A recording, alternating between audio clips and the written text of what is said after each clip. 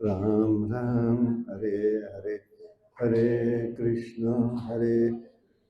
कृष्ण कृष्ण हरे हरे, हरे राम राम राम हरे हरे, हरे कृष्ण कृष्ण कृष्ण हरे हरे, हरे राम राम राम हरे हरे, हरे कृष्ण कृष्ण कृष्ण हरे हरे, हरे राम राम राम हरे हरे, हरे कृष्ण कृष्ण कृष्ण हरे हरे, हरे राम हरे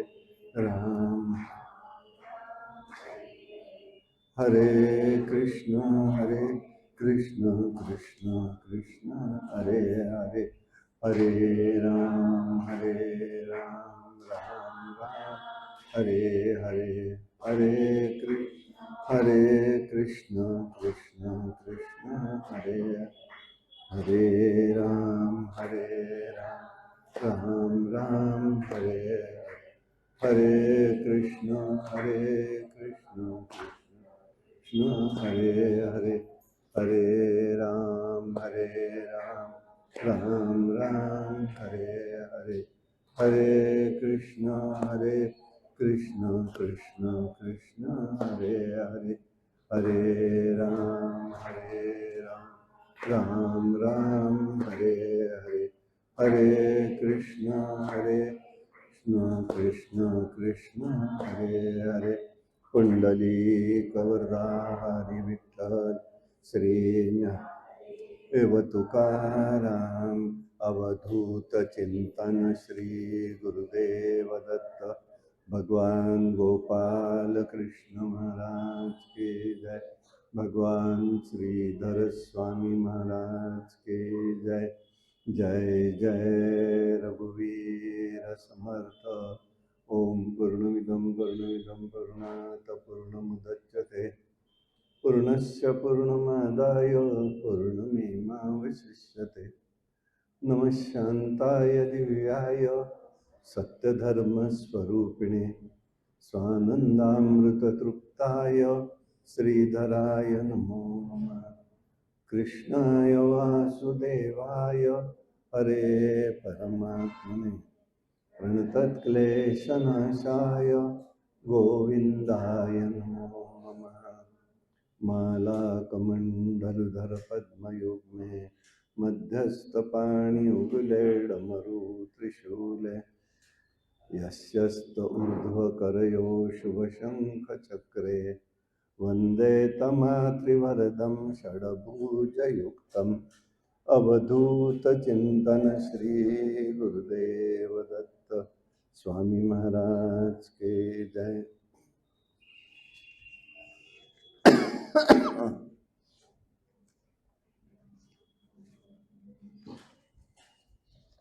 श्री गणेशाय नमः।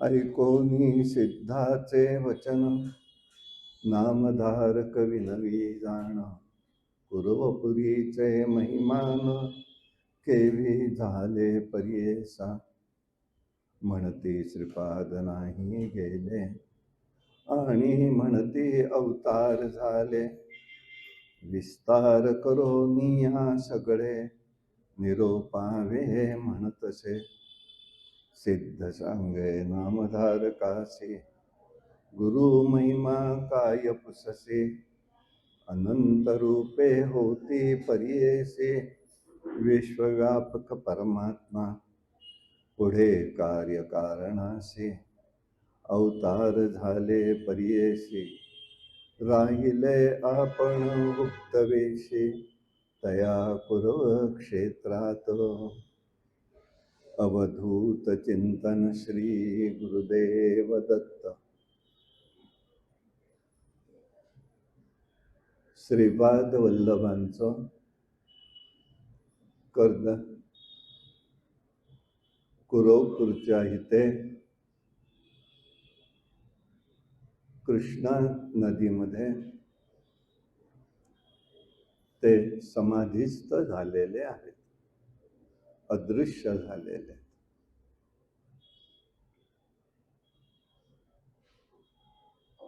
इथपर्यंत चरित्र आपण काल पाहिलं. असं आहे, जीवाकडून सतत पुण्य आणि पाप कर्म अखंड घडत असत. फक्त पुण्यकर्म घडत नाही, पापकर्मही घडत असत. काही वेळेला ते कळतं, काही वेळेला कळत नाही, परंतु ते घडतही असत. पापकर्माची वाढ झाली की जीवाची हानी व्हायला लागते. आणि यासाठी सद्भाव सद्भक्ती ज्यामुळे वाढतं, तेव्हा जीवाचं रक्षणही होत असतं. बुद्धियोगम दधाम्यहम आणि बुद्धी कर्मानुसारिणी, हे दोन विचार भगवंतांनी भगवद्गीतेमध्ये स्पष्ट केलेले. जीव कर्म करतो, कर्माचं फळ तो भोगतच असतो. प्रत्येक जीव भोगतोय. आणि जे त्याचा भोक्तृत्व आहे, सुख असो दुःख असो, ते त्याचा भोगच असतो. हे लक्षात घ्यायचं आहे. नुसतं नाही आहे. परंतु देव असं म्हणतात, तो त्या ठिकाणी त्याच्या कर्मानुसार करतो. तो माझ्याकडे येत नाही, बोलत नाही, तोपर्यंत माझा काही विषय नाहीच आहे. ती क्रीडा कर्माची चालूच आहे विश्वचक्राप्रमाणे. पण बुद्धियोगम दधाम्यम, जो मद्भक्त आहे, तो माझा भक्त आहे, त्याला भोग भोगायला लावेन, पण त्याला ही बुद्धी मी देतो. काय कर, काय करू नको कर. दुःख जरी भोगावं लागलं तरी तो त्याला सुसह्य करून देतो. नुसतं देत नाही, सुसह्य करून देतो. आणि कोणीही म्हणू देत, मी त्याचं दुःख घेतो आणि त्याचं दुःख आहे, असलं काहीही नसतं. ही भ्रामक कल्पना आहे. ही भ्रामक कल्पना आहे. कोणी कोणाचं दुःख घेऊ शकत नाही, देऊ शकत नाही. अवलिया महात्मा एखाद दुसराच, साईबाबांसारखे महात्मे एखाद दुसरा. पण असं वारंवार घडणारी गोष्ट नाही, हे निश्चित लक्षात घ्यायचं. आणि म्हणून त्यांनी त्या ठिकाणी हे पाहिलेलं आहे. अनेक आपत्ती आल्या तरी तो जीव त्या ठिकाणी जगतच असतो. आणि त्यामुळे कधीही नाही तर होतं कसं, साधी ठेच लागून सुद्धा मनुष्याला आघात होतो. हेही पाहावं लागतं आपल्याला. आणि म्हणून दुष्टांच्या संगतीने सज्जनांचा नाश होतो. यासाठी संगतीचा विचार करायला पाहिजेल, हे लक्षात घ्यायचंय. संगत कशी धरावी, कुठे धरावी, हा विचार लक्षात आला पाहिजे. याच्यासाठी हे सांगण्याचा उद्देश एवढाच आहे. यासाठी या ठिकाणी गुरु नामधारकाला गुरु सिद्ध मुनी आता विचार सांगतायत.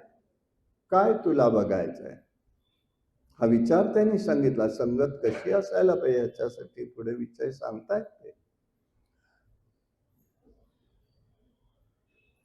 आणि म्हणून जीवानी या ठिकाणी निश्चित काय करावं. काय होतं, आपलं सर्वसामान्य माझ्यासह सगळ्याच साधकांचं किंवा सगळ्या जीवांचं दुःखाचं संकट आलं किंवा मनाविरुद्ध घडलं, थोडक्यात, की अधिक अपराध घडायला लागतात. ते कळत नाही. ती संकट वारंवार येत राहतात. आणि पुन्हा आम्ही भगवंताला दोष देतो. काय ह्या देवाने, आम्ही एवढं देवाचं करतो, देवाने आमचं काय केलं. देव काय त्यासाठी आम्हाला तो तुमच्याकडे नाही हो. आणि यासाठी जर पाहायचं तर अधिकाधिक संकट येतात आणि त्याच्यासाठी काय करायचं जीवानी, तर एकच आहे, संकट काळामध्ये जीवानी तटस्थ राहायचंय. अपराधादी खून द्यायचा नाही, अपराधादी खून द्यायचा नाही, हे लक्षात घ्यायचंय. आणि यासाठी परिस्थिती अनुकूल झाली की कार्य संपन्न होत असतं. परिस्थिती अनुकूल व्हायला काळ प्रत्येकाचा ठरलेला आहे, हे विचार लक्षात घ्यायचा आहे आपल्याला. आणि म्हणून आता गुरु महाराजांनी एक सिद्धमुनींनी सांगितलं, गुरु महाराज जरी इथून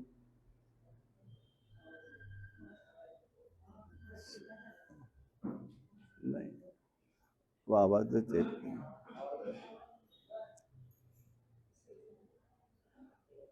तर गुरु महाराजांनी जे सांगितलं, श्रीपाद वल्लभ हे तिथून गेलेले नाहीत. सगुण रूप नसेल कदाचित, परंतु गुरु महाराज तिथे आहेत.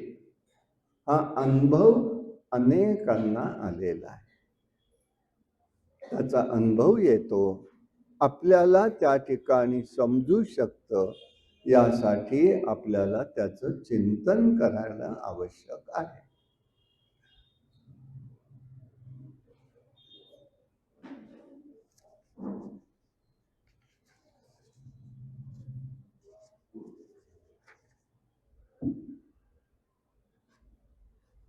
त्या ठिकाणी जर बघितलं तर अनुसया आणि यात्री यांचा मुलगा तो ईश्वर केवळ स्मरणाने संतुष्ट होणारं दैवत आहे, परमानंद आहे, अद्वितीय हे स्वरूप आहे, कालव्यापी आहे. गंगाधर सरस्वती लिहित आहे, संवाद आहे हा.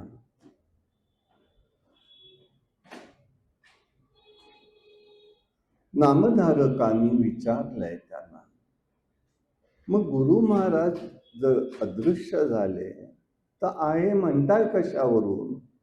तेव्हा त्यांनी सांगितलं, हे वल्लभेश नावाचा एक तिथला भक्त आहे.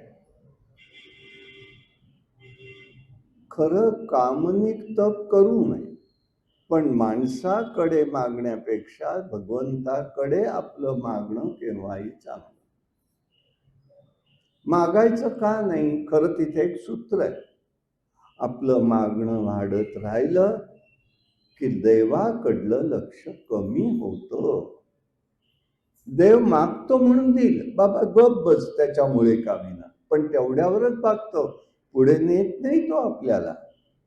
आपल्याला वाटतं माझ्या मनासारखं देवानी केलं नाही. आणि यासाठी ते सांगतायत, तरी सुद्धा यांनी सकामे हा बघतो, तो म्हणतोय पुढल्या वर्षी मला फायदा पुष्कळ मिळू देत माझ्या धंद्यामध्ये, मी त्या ठिकाणी एक सहस्र भोजन करेन.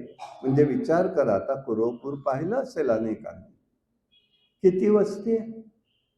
या काळाच्या ओघात किती नष्ट झाले हे लक्षात घ्या. 1000 ब्राह्मण भोजन करण्याची भूमी ती, म्हणजे इतकी माणसं तिथे होते. इतर पुराणामध्ये उल्लेख केल्याप्रमाणे या कुरवपूरला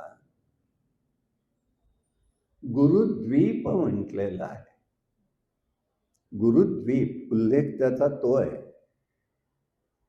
कालांतराने त्याचं नाव कुरवपूर झाले, ते कानडी शब्दावरून झाले. परंतु तिथे असलेल्या ठिकाणी हा करणार आहे ना, म्हणून धन घेऊन तो चाललाय प्रवासाला. नवस केलाय, शतपट फायदा झाला, यात्रा आली गुरुद्वादशीची, निघाला तो. बर काय सगळ्यांचंच होतं बर का. सहप्रवासी असलं की काय लोकांना एवढं भारावून जातं कोणास ठाऊक. हवं नको ते सगळं माणसं बोलून जातात. माझ्याकडे काय आणि तुझ्याकडे काय.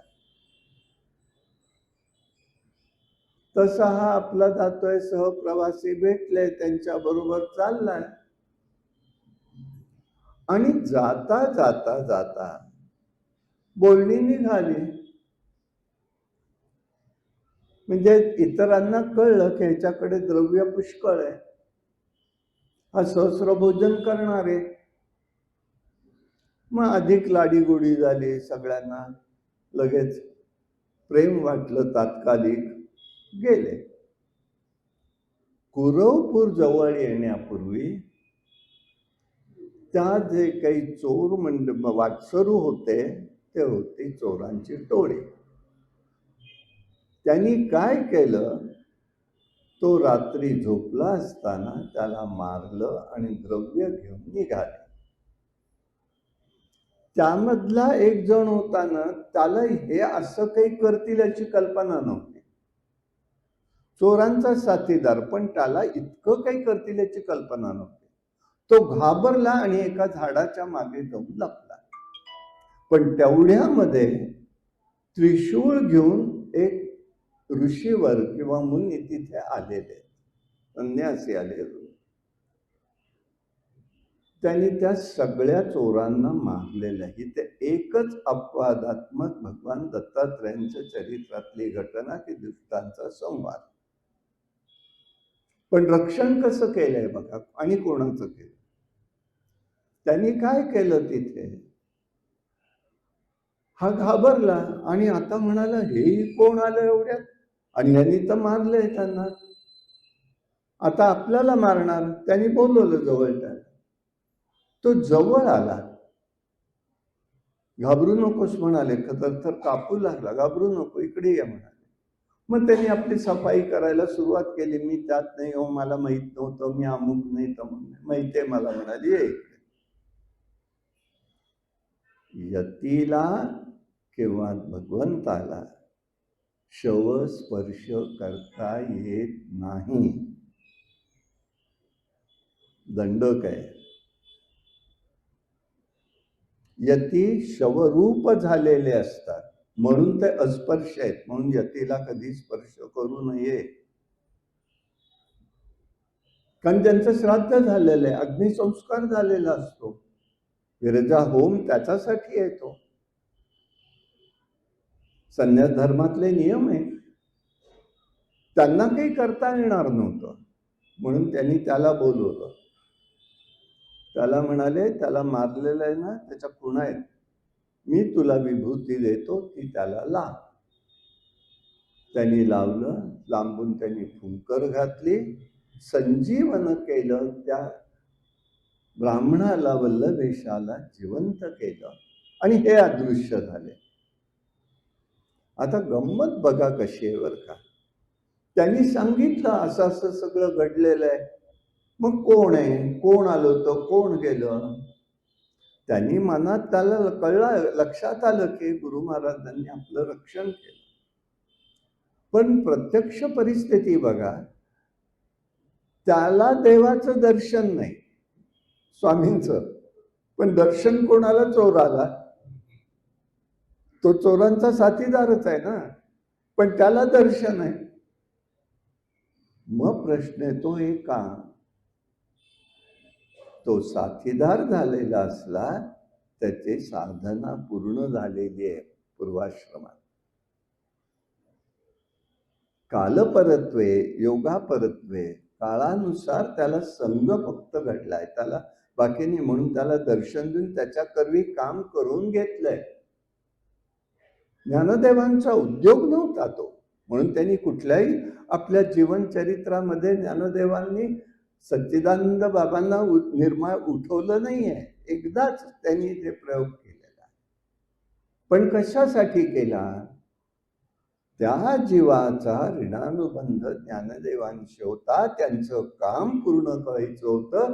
म्हणून सच्चिदानंद बाबा झाला लेखकू भावार्थ दीपिका ज्ञानेश्वरीचा. साधी गोष्ट नाहीये, लक्षात घ्यायचंय. तसंही ते याचं कार्य पूर्ण करायचं आहे, म्हणून त्याला त्यांनी तिथे जिवंत केलं, त्याची इच्छा पुरी करायची आहे. आणि ही जागा जी आहे ती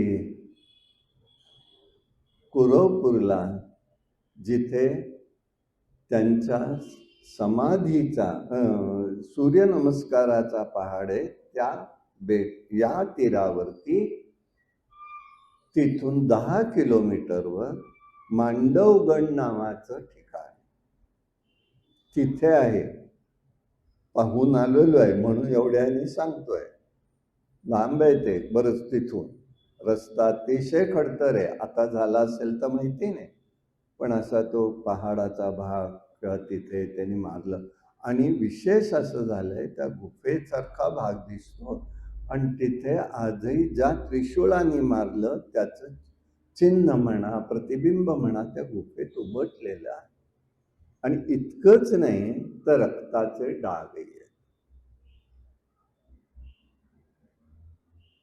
या स्मृती कशा असतात हे मला सांगायचं आहे. निर्जन ठिकाण 10 किलोमीटरवर आहे. त्या ठिकाणाचं नाव मांडवगड, मांडवगण का गड काहीतरी आहे. तिथून त्या पंचपहाडापासून, म्हणजे पलीकडल्या तीराला पंचपहाड म्हणतात, तिथून तिथे जाता येतं गाडी करूनच, एसटी किंवा त्यांची बस नाही.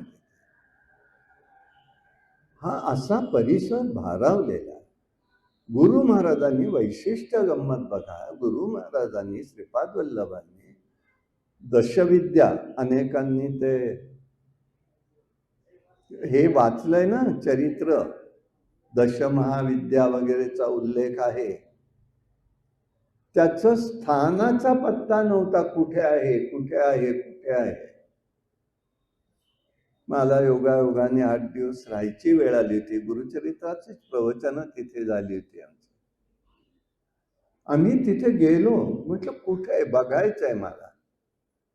रोज सकाळी 6 ते 9 पर्यंत भटकंती होती म्हणजे, आणि ते ठिकाण मिळालं. ते म्हणाले, अहो आम्हालाच माहिती नाही हे काय प्रकार आहे, ते या 10 विद्या, 10 मूर्ती कशाच्या आहेत. म्हटलं दशमहाविद्या आहेत त्या, दशविद्याच आहे ते, त्याचं नीट करा. मग परत जाऊन आलो, तिथल्या ग्रामस्थांनी उचललं आणि आता त्याची व्यवस्थित रीतीने त्याचं तिथे सगळी व्यवस्था केलेली आहे. सांगायचा उद्देश असा हा सगळा भारवलेला परिसर आहे. आजही त्याचा अनुभव येतो. कुरवपूरला किती अनुभव यावा. श्रीधर स्वामी महाराजांनी तिथे कुरवपूरला चातुर्मास केलेला होता. टेंबे स्वामींनंतर श्रीधर स्वामींनी केला. तिथे झोपडी होती. मंदिरात जायला लागला की डाव्या हाताची जागा दिसते, तिथे झोपडी होती. परंतु कालांतराने स्वामींना काही भक्तांनी मिळून थोडासा सहभाग घेता आला आणि तो मिळून तिथे आता थोडा वास्तू उभा केलेला आहे. आणि अशा क्षेत्रात म्हणून आपल्या उपासना कुठे उघड करायच्या नसतात. मी खातो काय, माझ्याकडे किती आहे, अभिमान म्हणून नाही, करू नये. मी उपासना काय करतो, मी जप इतका करतो, करते नाही, करणारे तुम्ही कोणीच नसता. तपाचा करता हा परमात्मा असतो. ध्रुव बाळानेही तप केलं, पण त्याच्या जीवावर नाही केलं, भगवंतानी दाखवण्यासाठी केलं. बघा, हा 5 वर्षाचा बालक आहे, पण तप कसं करू शकतो, देवादिकांना, सामान्य लोकांना कळावं म्हणून. साधी गोष्ट नाहीये. आणि यामुळे तिथे त्यावेळेला स्वामी महाराज होते तेव्हा तिथे एक साधक आलेले होते, पण अभिमानी. माझी धारणा त्यांनी काही सांगितलेलं नाही. स्वामींचं तो काही दर्शनही घ्यायचा नाही. पण एक दिवस अशी परिस्थिती झाली, स्वामी महाराज आतमध्ये कुटीमध्ये आहेत आणि तिथे कण्याचा आवाज आला. कोणतरी जीव तिथे कणत होता. स्वामींनी सांगितलं, अरे जा रे. आणि तेव्हा फार त्यांनी लोक बरोबर ठेवली नव्हती, शिष्यमंडळी 1-2 जणच होते. कोण आहे बाहेर बघावं म्हणाले. बघितलं, स्वामींनी लगेच ओळखलं, श्रीधर स्वामींनी. आणि मग ते म्हणाले, ह्याला ब्रह्मराक्षसांनी धरलंय. मग स्वामींनी सांगितलं त्याला, तो आत यायला तयार नाही. पण तो तिथे येऊन म्हणजे 2 महिने तो बघतोय स्वामींना, पण तो दर्शनही घेत नाहीये, बोलतही नाहीये. पण आता तो तिथे झोपडीच पाशी आलेला, कुटीपाशी आलेला. आणि मग श्रीधर स्वामींनी त्याला धरलं. त्यांनी सांगितलं, तेव्हा त्या ब्रह्मराक्षसाशी बोलण्याची ताकद स्वामी महाराजांची होती. आम्ही पाहिलेलं आहे श्रीधर स्वामींचं. ते बोलले तर म्हणाले, किती काळ आहेस? श्रीपाद वल्लभांपासून. मग का असा राहिलास? मला श्रीधर स्वामींनी दर्शन दिलं पाहिजे. असं दर्शन घेऊन जीवाचं होत नाही, मी जाणार नाही म्हणाले. मी इथं कुठल्याही साधकाची इच्छा पुरी करून देणार नाही. आणि म्हणून तो परिसर सगळा निर्जन झालेला आहे. मग स्वामींनी त्याला पुष्कळ सांगितलं. नाही ऐकलं तर माझी गाठ आहे म्हणाले. आता शेवटी मला माझं शस्त्र उपसावं लागेल. तू काय करणार आहेस बोल. उत्तरेकडे निघून जातोय, मोक्ष काढायला जायचंय का उत्तरेकडे जायचंय? हा परिसर मोकळा करायचा, त्या साधकाला सोडायचं. स्वामींनी मंत्राक्षदा टाकल्या, तीर्थ टाकलं आणि तो त्यातनं मुक्त झाला. ही स्थिती होते. एक दिवस तर इतकी घटना या श्रीपाद वल्लभांच्या म्हणजे कुरवपूर मधली म्हणून सांगतोय. स्वामी महाराज पहाटेच्या वेळेला स्नानाला कृष्णामाईवर चालले. खडावा तीरावर काढून ठेवल्या. निर्जन आहे, माणसं नाही येत कोणी. चांदण सुरेख पडलेलं आहे. काठावरनं आतमध्ये गेले, अंघोळ केली, बाहेर आले, कडावा नाही. कुठे गेल्या सगळे शोधतायत. पाणीही वर आलेलं नाही की पाण्यात परत वाहून गेल्या म्हणायचं. बरं, रेती तापलेली असते, ती उन्हाच्या वेळेला तापलेलं असतं. म्हणजे अतकूर पासून तिथपर्यंत जायला सुद्धा पायी जाताना अवघड आहे. म्हणून बैलगाड्या येतात. त्यांनी पाहायला पाहिजे. मग त्या बैलगाडीतनं घेऊन जातात लोकांना. नाही तर तुम्हाला त्या रेतीतनं चालत जावं लागतं मंदिरापर्यंत. अशा वेळेला तिथे काय करायचं म्हणाले. स्वामींना भाजणार उन्हाने, रेतीने. लोक चिंता. स्वामी म्हणाले, काही करू नका, देवाची इच्छा भगवंताची, चला म्हणाले. आले, त्यांचं त्यांनी आवरलं, सगळं केलं. आता पादुका नाहीत, खडावा नाहीत, आणायच्या कुठून? त्यांची चर्चा सोबत. तिथून रायचूर काही अंतरावर आहे, जवळ नाहीये. आता काय करायचं हा विचार सगळा त्यांचा चालला होता. दुसरा दिवस उजाडला, पुन्हा स्नानाला गेले. तसेच स्नान करून बाहेर आले तर जिथे काल खडावा ठेवलं तर तिथेच खडावा. आणि नुसत्या खडावा नाही, तर त्यांची पूजा केलेली. स्वामींनी लगेच ओळखलं. त्यांना आदल्या दिवशी कळलं होतं, बोलले नाही ते. बघा, माझ्या कृष्णामाईला माझी किती बरं काळजी आहे. आणि मग लक्षात असं आलं की कृष्णामाईनी स्वामींच्या खडावा घेऊन गेल्या होत्या. वरून लोकाला तिथे त्याची पूजा केली आणि तिथून पुन्हा त्या आणून ठेवल्या. म्हणून ताजी वाहिलेली पांढरी स्वच्छ फुलं, तुळस बेल सगळं होत. हा कुरवपूरचा परिसर. अगदी अलीकडला अनुभव म्हणून म्हणतोय, सोडून द्या बाकी त्याच्यातलं व्यक्ती बाजूला करा. आमची गुरुचरित्राची प्रवचन, संध्याकाळच्या आरतीला जायचं, पंचपहाडावर होती प्रवचन. बर, जवळजवळ 50-60 जण आम्ही जाणारे 2-3 जणच निघालो, सगळे काही आले नाही. निघालो पलीकडल्या तेव्हा पाहतोय तर 2 बाजूनी मोठाले सर्प त्या तराफीतनं जातात. भीती वाटत होती खरंच. 2 सर्प मोठाले वासून उभे. अरे बापरे, म्हटलं आता कठीण आहे.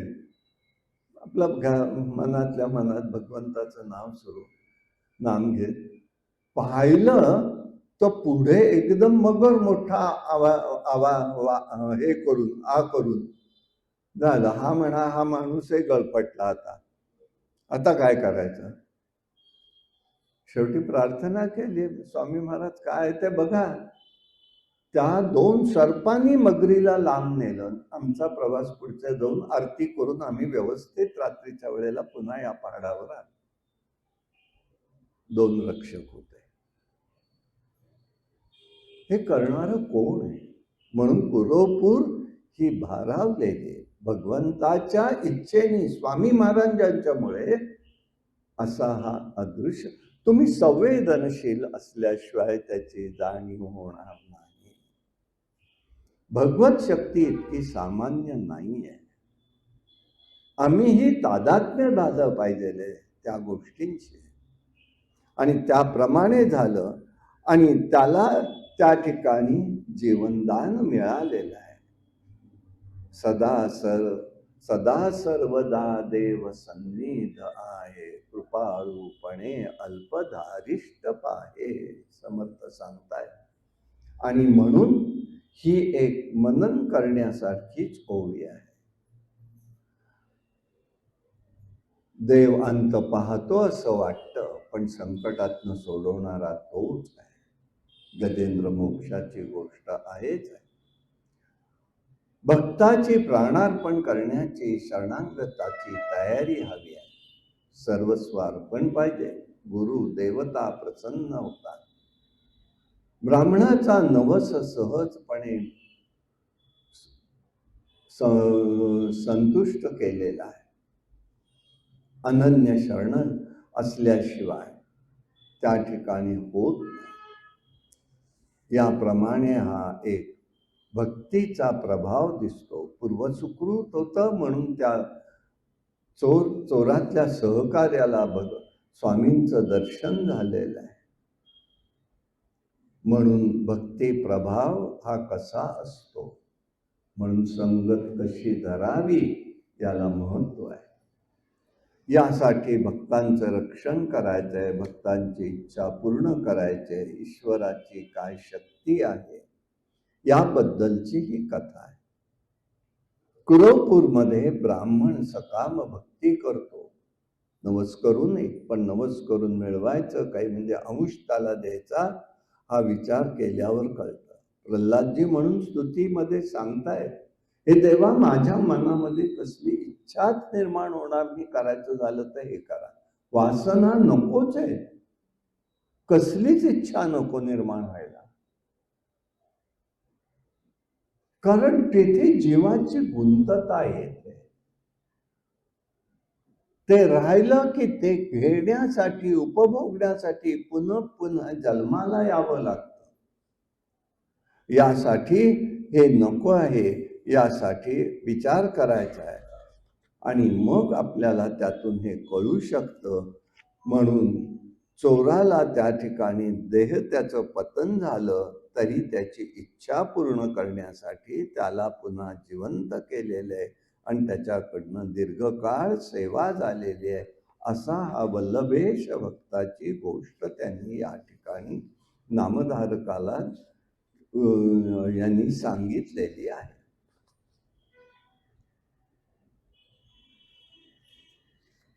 तेव्हा ते म्हणतायत, गुरु सकळांचा निश्चय. त्यांचा अनुग्रह होईल ज्यासी तो वंद्य होई विश्वासी, याचे प्रमाण समजावे हे त्यांनी सांगितलं. आता जी आपण काल गोष्ट एक पाहिली घटना, की त्या विधवा स्त्रीला त्यांनी शनी प्रदोष करायला सांगितला. हा जो शनी प्रदोष करायचा होता तर त्या तिने केला. यथावकाश ती मृत झाली. पुढे ती कुठे गेली तर कारंज क्षेत्रामध्ये गेली. अंबा भवानी तिचं नाव झालं. शिवपूजेचं तिला फळ त्या जन्मात प्राप्त झालं आणि त्याच्यामध्ये तिला तिचा विवाह माधव काळे या ब्राह्मणाशी झाला. तोही शिवभक्त, म्हणून त्यांची जोडी झाली आणि त्यांनी त्यांच्या ठिकाणी ही करून दिलेलं आहे. सगळी सेवा करतायत दोघं मिळून. हा संसारामध्ये ऋणानुबंधच असतो बर का, महत्वाचा धागा. आदल्या जन्मी मित्र जे असतात ना ते ऋणानुबंधाने पुढे एकत्र येतात, ती खरी मैत्री. पण शत्रू असले तरी एकत्र येतात या नात्याने आणि पुन्हा ते सगळं समोर दोन्ही चालू राहतं. तोही म्हणून ऋणानुबंध, तोही ऋणानुबंध. म्हणून एक गोष्ट सदैव ठेवा, कोण्याही जीवाचा नगडो मत्सर वर्म सर्वेश्वर पूजन. कोणीच कोणाच्यात अडकू नये, सगळ्यात सोपं. कोणीच कोणाच्या मध्ये अडकू नये, तोही बंद पडतो. आता हे दोघंही शिव उपासना करतात. यथावकाश अपत्य झालं, पण अपत्याचं वैशिष्ट्य असं की त्यांनी जन्मताच ओंकार स्वरूप व्यक्त केलेलं आहे. ओम म्हटलेलं आहे. हे क्वचित घडतं आणि त्याप्रमाणे त्यांनी त्या ठिकाणी बघितलं. सगळं यथास्थित जातकर्म वगैरे केलेलं आहे. आश्चर्य आहे त्या सर्व गोष्टींचं. त्याचं नाव नरहरी असं ठेवलं आणि तो आता वाढतो, पण पुढे वाणीच नाहीये, बोलतच नाहीये काही. त्यामुळे आई वडिलांना काळजी वाटली. त्यांनी काळजी करू नका, तो कोणीही सांगायचा.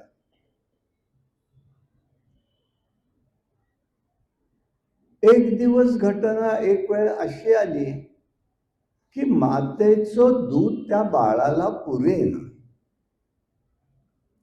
आमचे मनीची वासना तुवा पुरवावी नंदना, तुझे बोबडे शब्द आम्हा ऐकावसे वाटते. आणि त्या ठिकाणी झालं कसं, ते त्यांचं होईना तेव्हा त्यांनी स्पर्श केला स्तनाला आणि 32 धारा दूध व्हावं तसं वाहू लागलं. सगळं मिळालं त्यांना तिथे. पुढे हळूहळू गोष्ट अशी झाली की त्यांनी जरी लोखंडाला स्पर्श केला तरी त्याचं सुवर्ण होत होतं. त्यांनी सांगितलं गोपनीय ठेवा, चर्चा त्याची करू नका. कुणीही सांगितलं. 7 वर्षाचा मुलगा झाला आता, तो पण बोलत नाही, पण तेजस्वी आहे. 8व्या वर्षी मुंज करायचं हे ठरलं. त्यांनीच सांगितलं यज्ञोपवीत मला हे करा. आणि यज्ञोपवीत करायच्या वेळेला, संध्येच्या संस्काराच्या वेळेला भिक्षा मागायची आहे आईकडे, पहिली भिक्षा. हे यजुर्वेदी आहे. तरी सुद्धा ऋग्वेदाचा पहिला मंत्र हा 4 वेदाचे मंत्र म्हणावे लागतात. म्हणून ती आईने भिक्षा वाढलेली आहे. अग्निमीळे पुरोहितम पहिलं सांगितलं.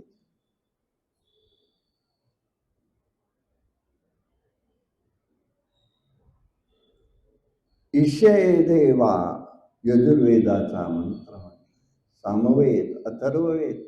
सगळ्यांना आश्चर्य वाटलं. न बोलणारा मुलगा बोलायला लागलाय, तो फक्त वेदच बोलतोय, याला काय म्हणायचं. मग सगळ्यांना मिळालं, आनंद वाटला. आणि आम्हाला या ठिकाणी सगळं समजू देत म्हणाले. गायत्री मंत्र अनुक्रमेशी उपदेश देता परियेसी, बाळ उच्चारी मनोमानसी, व्यक्त न बोले कवणा पुढे. गायत्री मंत्र कुमारासी देता, भिक्षा घेऊन आदी माता, वस्त्रे आभरणे रत्नखचिता, देती झाली ते वेळी. पहिली भिक्षा घेऊन करी आशीर्वचन देती नारी, बाल ऋग्वेद म्हणून उच्चारी, आचार धर्मे वर्ततसे, पहिली भिक्षा देतसे. देती झाली प्रतिकरी, अग्निमेळे उच्चार करोनी ब्रह्मचारी तये वेळी. दुसरी भिक्षा देत माता, उच्चार करी यजुर्वेद ईशेत्वा. लोक समस्त तटस्था, माता चुकवी तये वेळी. तिसरी भिक्षा देत माता, होय सामवेद पडदा, अग्न अयमाही गायन करीती. वेद तिनी म्हणतसे, सभा समस्त विस्मय करी. पिता हर्ष निर्भारी, मुका बोले वेदचारी, म्हणती होईल कारणिक. त्याशी म्हणे नर नये नर, होईल देवाचा अवतार, म्हणून नमस्कारी जगद्गुरु समय. जगद्गुरु म्हणून त्याला आता सगळे नमस्कार करू लागले. असा हा मुलगा त्या ठिकाणी सगळं सांगू लागलेला. काही दिवस राहिला आणि लगेच म्हणाला, मी आता संन्यास घेणार आणि निघून जाणार. आई वडिलांना वाईट वाटलं. आईने लगेच सांगितलं. तिथे दोघांचाही काही विचार झालेला आहे. त्या विचारामध्ये त्यांनी सांगितलंय स्पष्टपणे, अनित्यानी शरीराणी विभवो नैव शाश्वतः, नित्यः सन्निहितो मृत्यू कर्तव्यम धर्मसंग्रह. प्रत्येक जीवाच्या मागे मृत्यू हा जन्माला आल्यापासून आहेच आहे. अनित्यानी शरीराने, काही भरवसा तिथे, कशाचाही भरवसा नाही. म्हणून धर्मसंग्रह करणं याचा अर्थ धर्म पालन करायचं आहे. आम्ही करणार नाही, आम्हाला जमत नाही, आम्ही पाहणार नाही. स्वतःला जितकं होतंय तितकं केलं पाहिजे. आम्हाला दत्त महाराज एक गोष्ट मात्र फार प्राधान्याने सांगायचंय, कर्म कुठपर्यंत केलं पाहिजे. हातामध्ये संधीची पळी पडेपर्यंत केलं पाहिजे. करणारच नाही असं कुठेही कर्मात शेवटपर्यंत अंतर दत्त महाराज कवीश्वरांनी दिलेलं नाही. कर्मनिष्ठता आहे. कर्मठपणाने अपभ्रंश येतो. कर्मनिष्ठता आहे. भगवंत सहाय्य करतो. भावना कशी असायची प्रारंभाच्या काळात पुण्यातली घरी सगळे, आता सगळे सांगाडे झाले सिमेंट कॉन्क्रीटचे. त्यावेळेला मातीची घरं, उंदीर सेना पुष्कळ. मुलांचा घरात त्रास होईल म्हणून पहाटे वाचायला बसायचं. ते चिमणीमध्ये, दिवे नव्हते त्यांच्या काळात पहिल्यांदा. तर वेळात कुठून तरी उंदीर यायचा आणि त्या वातीकडे धावायचा. एक दिवस त्यांनी आपलं बघितलं, दुसऱ्या दिवशी दाण्याचा एक वाटी जवळ ठेवली. जवळ आला की एक दाणं टाकून द्यायचे, म्हणजे वाती पळवायला नको ना, मारायला नको, बोलायला नको. किती शांतपणे विचार करायचा असतो. महात्मे करत असतात, इकडे लक्ष द्यायचं.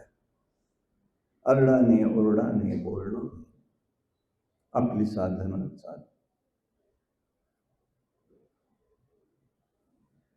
सहाय्यही तसंच होतं. साह्यही तसंच होतं. अहो 7-8 मुलं, विद्यार्थी, एकट्या बाईने किती करायचं? स्वाभाविक आहे ना, व्यावहारिक पातळी. टिळक विद्यापीठात नोकरी, त्यावेळचा काळ, वेळेला कधीही पगार व्हायचे नाही.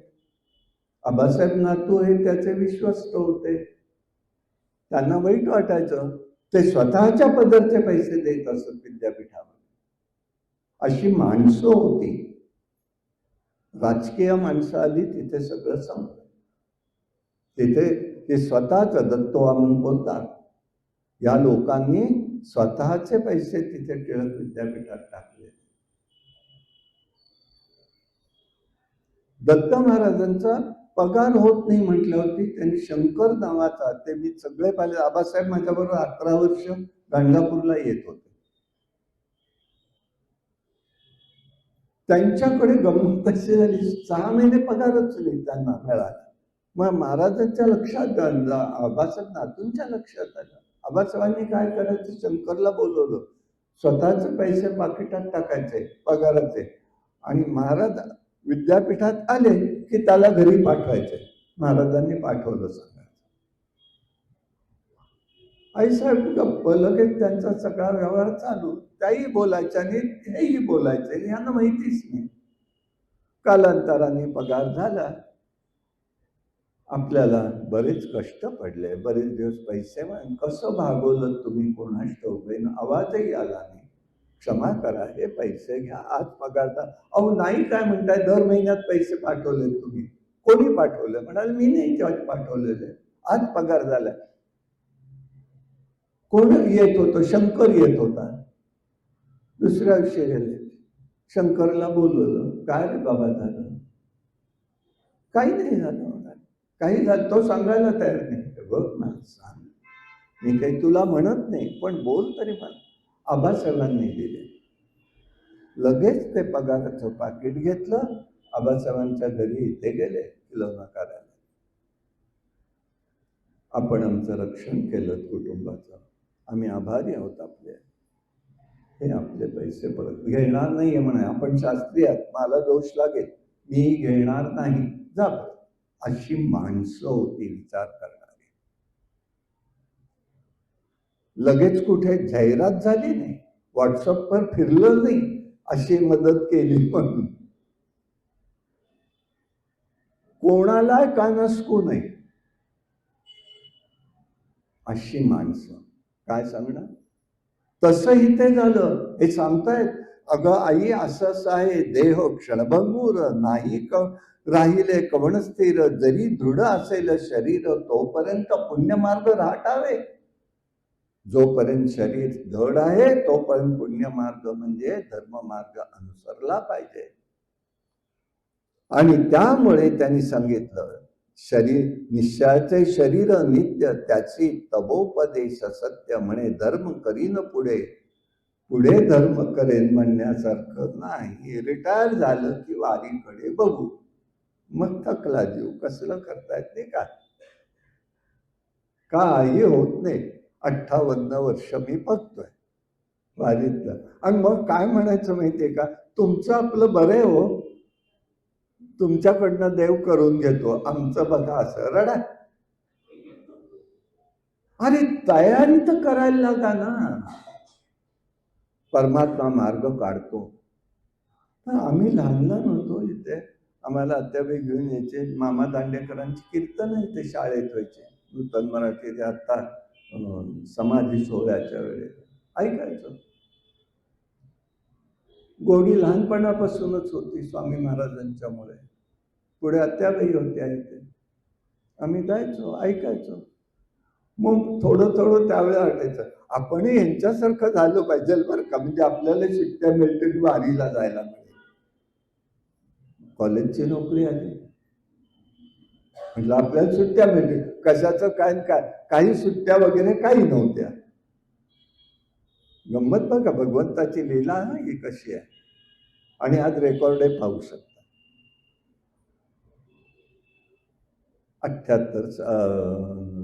80 साल, 78 साल. आणि आमचे तिथले मुख्य अधिकारी म्हणाले, त्यांच्या लक्षात आलं हे वारकरी ते जातील, एवढी कामं आहेत, अजिबात जायचं नाही, मी परवानगी देणार नाही, सुट्टी देणार नाही, लक्षात ठेवा. खट्टू झालो मन, आता काय करायचं. बर कंट्रोलचं त्यावेळेला विद्यापीठाची कक्षा लहान होती पुण्यात. त्यामुळे शिपाई सकाळी विद्यापीठातनं निघाला सर्क्युलर घेऊन की सगळ्या पुण्यामध्ये कॉलेजमध्ये बाय हँड द्यायचा. मग तसं आमच्या कॉलेजमध्ये त्याचा 11 वाजता तो आला खिंडीतनं. सुट्टी विद्यापीठाच्या अधिकारातल्या सुट्ट्यात आषाढी एकादशी सुट्टी आली, रविवार आला, मधला आणि काहीतरी आलं आणि त्याच्यामुळे सलग 3-4 दिवस सुट्टी होती. बरं झालं ती तरी आपल्याला वारी घडेल. लगेच पत्रक पाहिलंच का? हो म्हटलं. तरी जायचं नाही, कामही करायचे. बरं म्हटलं, उत्तरच दिलं. बराच वेळ थांबून काम वगैरे पूर्ण करून टेबलावर ठेवून पंढरी गाठलं. आश्चर्याची गोष्ट, 2008 साली रिटायर झालो. 9 साली फर्ग्युसन कॉलेजमधले काही मंडळी आमच्या दिंडीमध्ये आल्या. बरं झालं आला तर आता माझ्यासारखं चालू तरी ठेवा, जेव्हा काय जास्तीत जास्त संधी मिळेल तेव्हा पण आषाढी एकादशी चुकायचं. अहो कसलं आलंय सर, या वर्षीपासून सुट्टी बंद आहे. 30 वर्ष सुट्टी होती सर्क्युलर मध्ये, मग गेली कुठे? भगवंताची लीला माझ्या दृष्टीने ती भगवंताची असेपर्यंत मिळाली, लागलो तेव्हा मिळाली सुट्टी, रिटायर होईपर्यंत होते, नंतर गेली. रेकॉर्ड आहे, मी म्हणत नाही. भगवंत मार्गदर्शन सवलत करून देतो. तुमची 1 पाऊल पुढे जा, 4 पावलं तो पुढे येतो. आळंदीच्या विश्वस्त पदावर असताना याचे अवलोकनित घेतलेले पावलोकणित सगळं भगवंत करून देतो, मदत करतो, सहाय्य करतो, पण आपली मनापासून त्या गोष्टीसाठी तयारी हवी आहे. असो, याप्रमाणे झालं. जैसा समस्त नद्या येते समुद्राशी म्हणते, जाती उदका परतोनी नेई, जन्मभूमिका तैसे आयुष्य न परते. अहोरात्र जाती पळून ऐसे निश्चय म्हणून, पुण्य न करती जे जन पशु समान. असं जीवन हे पशु समान असतं, तेव्हा त्याप्रमाणे आपण त्याच्याकडे लक्ष द्यावं. अशा प्रकाराने त्यांनी आईचा आणि मुलाचा संवाद म्हणजे कपिलजी आणि देवहूती हा भागवतातला संवादाप्रमाणे याच्यातली प्रश्नोत्तर झाली. आई म्हणाले, अरे आता तू आम्हाला झाला, आम्हाला पुढे कोण बघणार, आम्हाला तरी काहीतरी होऊ दे. ठीक आहे म्हणाले. लगेच त्यांनी व्यवहार सांभाळलाय. आणि मी काही दिवस राहतो, तुला 2 मुलं 1 मुलगी होईल, मग मी निघून जाईन. तोपर्यंत इकडे त्यांच्या धर्मचर्चा सगळ्या चालायच्या, विद्वान लोक यायचे, सगळं तिथे जसं धर्मसभेचं स्वरूप आलं. आणि ये जा लाड कारंजाला होऊ लागले. विशेष आहे, अतिशय सुरेख जागा आहे. मग त्यांना 2 भाऊ झाले, 1 मुलगा मुलगी झालेली आहे. पुढे 2 भावातला एकाने संन्यास घेतला, एकाने गृहस्थाश्रम स्वीकारला. त्यांचं आडनाव कारंजामधलं काळे होतं. हे संन्यास घेऊन पुढे निघून गेलेले आहेत, तेही बद्रिकाश्रमाकडे गेले. नर्मदा किनारी संन्यास घेतला आणि नंतर ते बद्रिकाश्रमामध्ये गेले. सगळ्या लोकांनी बद्रिकाश्रमामध्ये नारायणाचं मार्गदर्शन घेतलेलं. आजही बद्रीला गेलात तर पाहिलं तर उजव्या हाताला जी ओरी आहे, आत गेल्या गेल्या तिथे टेंबे स्वामी महाराज बसून ते उपासना करायचे. आणि डाव्या हाताला समर्थ रामदासांनी स्थापन केलेला मारुती आहे. महाराष्ट्र के संत रामदास जीने स्थापित मारुती अशी पाठी आहे तिथे. श्रीधर स्वामींनी गुफेमध्ये तिथे संन्यास घेतला. भगवान दत्तात्रयांचा तिथे गुफा आहे एक वरती.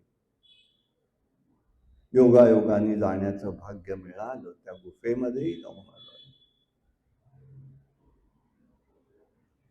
हे सगळे महात्मे तिथे गेलेले, तिथे राहिलेले.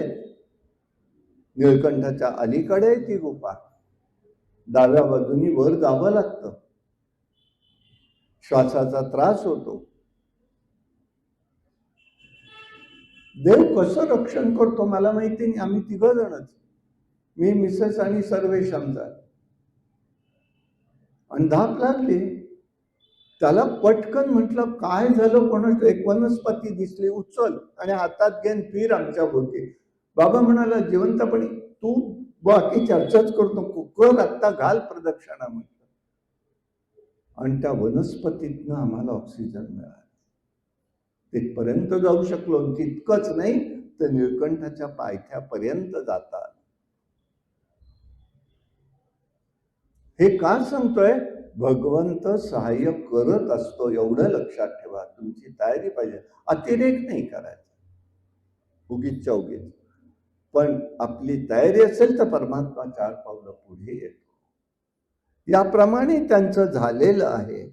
आणि मग पुढे त्यांनी अनेकांना वेद शिकवले, शास्त्र शिकवली. पुढे तिला मुलगा आणि मुली झालेल्या आहेत. मग 3 महिने झाल्यावर त्यांनी निरोप घेतला आणि त्यांची कीर्ती सर्वत्र पसरलेली आहे. आईने इच्छा व्यक्त केली, 30 वर्षांनी भेटेन म्हणून सांगितलं. तोपर्यंत नरहरी हा नरसिंह सरस्वती स्वामी महाराज झाले. बद्रिकाश्रमातनं त्यांना नारायणांनी आज्ञा दिली, काय कार्य करायचंय. तिथून ते निघाले.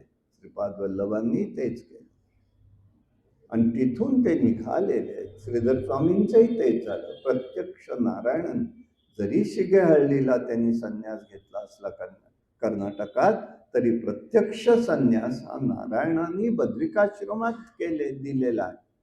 नारायणाची 2 स्तोत्र श्रीधर स्वामींनी रचले, अप्रतिम आहे.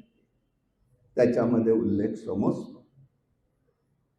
आणि मग ती कार्याला संबंध विश्व कार्यासाठी ही मंडळी बाहेर पडलेली असतात.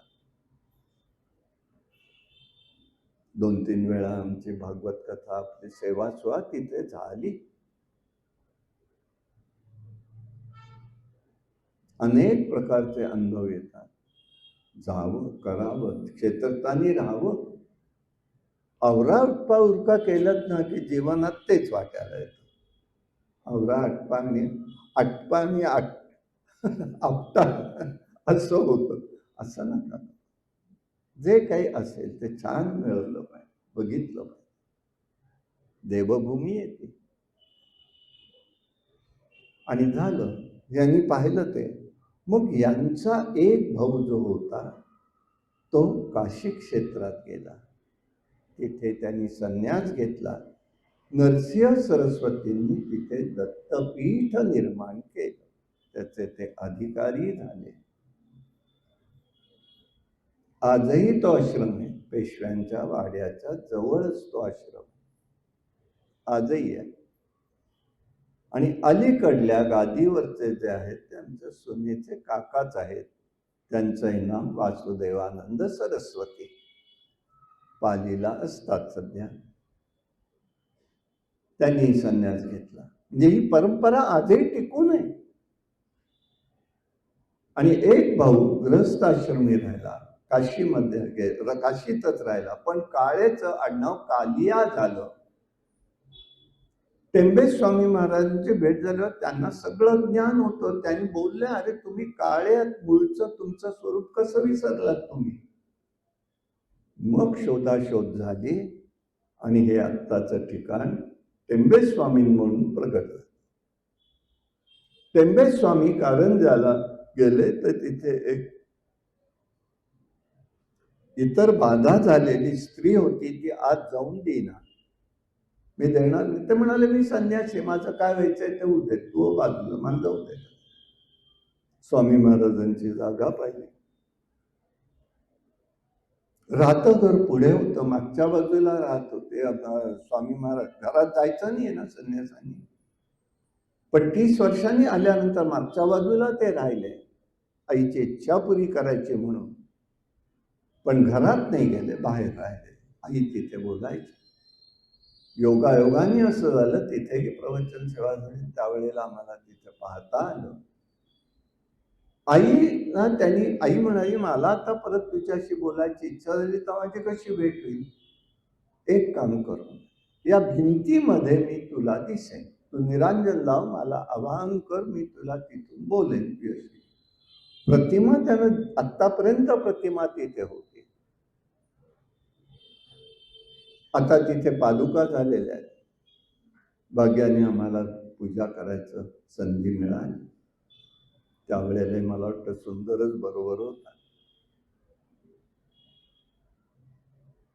आणि मग ते स्थापन कसं झालं तर टेंबे स्वामींचे एक शिष्य इंजिनियर होते, त्यांनी पुढे संन्यास घेतला. त्यांचं नाव ब्रह्मरेंद्र स्वामी, ब्रह्मानंद स्वामी. त्यांनी सांगितलं त्यांना की एक हातात दिवा घे, जिथे विजेल ती जागा माझं जन्मस्थान आहे. त्याप्रमाणे ते घेतला दिवा, ते निघाले. आज जे जन्मस्थान म्हणून बालमूर्त स्थापन झालेली आहे, ती जागा ती. आता त्याचा विस्तार होत गेला सगळा. अशा सुरेख पुनीत भूमी आहे. आजही त्याचे अनुभव येतात, अनेकांना येतात. आणि म्हणून हे सगळं बघायचं आहे. काशी क्षेत्रात अल्पवय आहे त्यांचं, तीव्र विरक्ती आहे, वेदज्ञान आहे. कृष्ण सरस्वती वृद्ध यतींनी त्यांना संन्यास दिला होता. धर्माचं पुनर्स्थापन करायचं आहे. तेव्हा त्यांचं नाव जरी झालं तरी त्यांना त्या ठिकाणी बद्रिकाश्रम, गंगासागर, पुन्हा प्रयाग, मग तिथून आदिपेठ शंकराचार्यांपासून कृष्ण सरस्वतींपर्यंतची सगळी गुरु परंपरा त्यांनी त्या ठिकाणी सांगितलेली आहे. विष्णू, ब्रह्मदेव, वशिष्ठ, शक्ती, पाराशर, व्यास, शुक, गौडाचार्य, गोविंदाचार्य, जगद्गुरु शंकराचार्यांचे गुरु, शंकराचार्य, विरूपाक्षाचार्य, ज्ञानबोधी गिरीय, नरसिंह तीर्थ, विद्यातीर्थ, भारती तीर्थ, विद्यारण्य तीर्थ, देवतीर्थ, सरस्वती, यादवेंद्र सरस्वती, कृष्ण सरस्वती, त्यानंतर नरसिंह सरस्वती. अशी ही परंपरा तिथे आलेली आहे. वैराग्य, विवेक, वैराग्य दोन्ही जी मोक्षाची साधनं असतात, परंतु नुसता विवेक असून उपयोग नाही आणि वैराग्यही नुसता असून उपयोगाचं नाही. विवेक असेल तरी वैराग्य असायला पाहिजे, वैराग्य असेल तर विवेक असला पाहिजे. म्हणून शंकराचार्यांचं चरित्रातही दिसतं, जरी वैराग्य आहे, शास्त्र जरी सांगत असलं, म्हणून सगळ्या लोकांनी, सगळ्या संतांनी, सगळ्यांनी मानव धर्म श्रेष्ठ समजलेला आहे. म्हणून ते स्वघरी गेलेले आहेत. आईचं कर्म शंकराचार्यांनी केलेलं आहे, करायचं नाहीये पण केलेलं आहे, आईच्या इच्छेमुळे केलेलं आहे. शिवभक्त शेवटपर्यंत. पण शिवभक्ती असूनही शिवदूत न्यायला आलेले असताना आईला त्या गेल्या आणि परत आल्या. नाही मी जाणार त्यांच्याबरोबर, हे शंकरा तू त्या कृष्णाला बोलव. म्हणून कृष्णाष्टक 2 आहे जगद्गुरूंचे. त्यांनी लगेच तिथे शंकराचार्य, हे भगवंता तू माझ्या इथे डोळ्यासमोर प्रगट हो. 8वा श्लोक झाला. भगवान गोपाल कृष्ण आले आणि त्यांच्या बरोबर त्यांची आई गेलेली आहे. केवढा अधिकार आहे. मानव धर्म श्रेष्ठ आहे. आईची इच्छा पुरी करायची आहे. नरसिंह सरस्वतींनी तेच केलं. अशा प्रकाराने बघून दाखवलं. म्हणून दोन्हीचही एक मिलाप असला पाहिजे हे लक्षात घ्यायचंय आपल्याला. आश्रम धर्माप्रमाणे वृद्धापणी हे करणं आणि पुढे आत्ताच काय वय आहे का, आम्हाला ऐकायला लागलं बरं का सगळं. हे वय आहे का, काहीतरी दुसराच हेतू असेल म्हणून हे जात असतील दिंडीत. आणि कोण कोण येते बघा बरं, बघा तुम्हीच काय बघायचंय ते. पण देवानी करून घेतलं ना, आजही तो करून घेतोय की नाही, त्याची लीला आहे ते. आमचं कर्तृत्व शून्य आहे. आणि म्हणून हे लक्षात घेतं विद्यार्जन करून गृहस्थ आश्रम अर्थ काम याची पूर्तता नंतर आशा लोभ भोग विवेकाने अंतर घेऊन वानप्रस्थ स्वीकारायचंय. समाजोद्धाराचं कार्य करायचंय. नैसर्गिक परिपक्वता जीवाला आली पाहिजे. आणि म्हणूनच या ठिकाणी त्यांनी सगळं दाखवून दिलं. स्वतःकडे लघुत्व नेहमी घ्यावं, आपल्याकडेच लघुत्व घ्यावं. हा भाग आहे सांगितला. लहानपण दे गा देवा, तुझा विसर न व्हावा. आम्हाला त्या ठिकाणी सांगतायत तुकाराम महाराज. मला कसली आठवण वेगळी नको म्हणतायत ज्ञानेश्वर महाराज. हेही ते सांगतायत, तूच पाहिजेलस.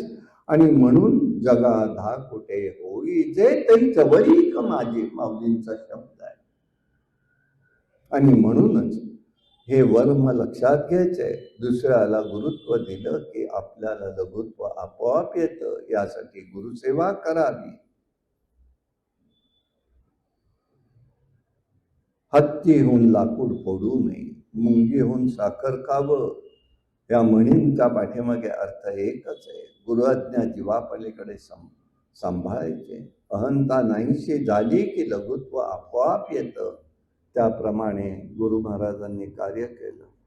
योगायोगाने अलीकडले जे काळामधले त्यांच्या वंशातले जे होते आहे, आताची स्थिती माहिती नाही मला, ते काळे आता नागपूरला आहे. आणि त्यांची एक माहेरवाशी म्हणजेच पुण्यातले बाळपंडित जे होते त्यांची बायको. योगायोगाने या सगळ्यांच्या गाठीभेटी झाल्या. एक आनंदाचा सुखसंवादही झाला. हा भाग त्याच्यातला महत्वाचा असो. अशा प्रकाराने होऊन त्यांचं आता सगळं सुरू झालेलं होतं कार्य. शिवपूजनाचं तिला फळ मिळालेलं होतं. 30 वर्षांनी जेव्हा भेट झाली तेव्हा रत्नाई बहीण म्हणाली, माझं काय होईल, तू काळजी करू नको म्हणाली. तुझा पती विद्वान तुला भेटेल, तोही पुढे संन्यास घेईल, पण तुझ्या हातून एक कर्म घडलेलं आहे, त्याचा भोग तुला भोगावा लागेल. तुला कुष्ठरोग होईल. पुढे उत्तरार्धामध्ये त्यांचं आलेलं आहे घटना, तिथे पुढचा विचार बघूया. परंतु गुरुसेवा करावी, गृहस्थाश्रम उत्तम करावा, अशा प्रकाराने सगळं सांगितलं. आणि स्वामी महाराज पुढे निघाले. गोदावरी तीरावरती आलेले आहे. तिथे माधव अरण्य म्हणून एक शिष्य होता, भक्त होता, साधक होता, मोठा होता, मानस पूजेमध्ये अतिशय प्रवीण होता. तो त्या ठिकाणी साधना त्याची पूर्ण झाली. त्याला पाहिल्याबरोबर गुरु महाराजांनी दीक्षा दिलेली आहे. कुठलं भाग्य. मग असा प्रश्न पडतोय, हे कसं काय देतात गुरु महाराज, ही पार्सिलिटी आहे का? असतातच, तर थोडं लक्षात ठेवा. भक्तांबद्दल भगवंत थोडी करतो, पण भक्तही तसा असला पाहिजे. पण इथे तसं नाही, ह्याची साधना पूर्ण झालेली आहे म्हणून त्याच्यावर लगेच अनुग्रह केला. पण त्या वेळेला एका शिष्याने त्यांना बोलवलेलं होतं. तिथे गेले, भिक्षा होणार होती. एक पोट शोळाने द्विज तडफडता. तो जो द्विज एक होता, पोटशूळ झाले म्हणून तो तडफडत होता. सगळ्यांनी सांगितलं अन्न वर्ज. अन्न घेतलं की पोट जास्त दुखायचं, अन्न वर्ज झालं. तो आला तिथे, त्याला सांगितलं. गुरु महाराज म्हणाले, बस माझ्याच पंक्तीला. उडीद वड्यापासून सगळं जे खायला नाही वैद्यांनी सांगितलं ते सगळं खायला लागलं. का म्हणाले काही होत नाही. आणि योगायोगाने व्याधी थांबली. परंतु तिथे असलेला सायनदेव हा तिथला असलेला ग्रामाधिकारी होता. त्या ग्रामाधिकाऱ्याला ते प्रश्न पडला. त्यांनी बोलवलं स्वामींना. म्हणाला मी सगळं सोडतो ना आता तुमच्या बरोबर येतो. त्याला म्हणाले नाही, इथून पुढे 15 वर्षांनी तुझी माझी भेट होईल. मी जिथे राहीन तिथे जवळ राहशील, तिथून तुझी माझी भेट होईल. त्यावेळेला आपण काय ते बघू. मग त्याने ते हो म्हणाला. तो जो सायनदेव आहे त्याची एक पत्नी जाखाई म्हणून होती. ती गोदावरीच्या किनारी होती आणि एक पत्नी कडगंजीला होती. त्यावेळचा सामाजिक रचना भाव जो असेल तो कामवासनेचा विचार नाही, त्यावेळचा काही अनेक सामाजिक विचार असेल. तिथे त्यांनी त्या ठिकाणी वास्तव्य केलं. 15 वर्षांत पुढे त्याची भेट झाली. ती घटनाही पुढे येते. यासाठी विवेक वैराग्य षटसंपत्ती ही असली पाहिजे. साधन साध्य रूप झाली पाहिजे. साधनाची चर्चा करून ही साध्य झाली पाहिजे. ताप अनेक आहेत. पश्चाताप आहे, अनुताप आहे, ताप आहे. ताप आहे तिथे संतापही आहे, हे लक्षात ठेवायचंय बरं का. पण तो तात्काळ दाह शांत झाला पाहिजे. तात्काळ हा शब्द लक्षात ठेवायचा. आणि म्हणून ताप आहे तिथे येतोच तो, परंतु पश्चाताप आहे, विकलता येते. अनुताप आहे, अनुतापात काय फलोन्मुखता नाही. म्हणून समर्थ सांगतात, समर्थांसारखे महात्मे सांगतात, अनुदिन अनुतापे तापलो राम राया, परम दिन दयाळा नीरसी मोह माया, अचपळ मन माझे नावरे आवरिता, तुझ विनक्षिण होतो धावरे धाव आता. का म्हणतात समर्थ? ही साधन काळ आहे त्यांचा. लहान 12 वर्षाचं पोर आहे, बाहेर पडलेलं आहे. आम्ही लग्नात सावधान ऐकलेलं आहे, आम्ही गुंतलेलो आहोत. ते सावधान म्हटल्यावरती निघून गेले.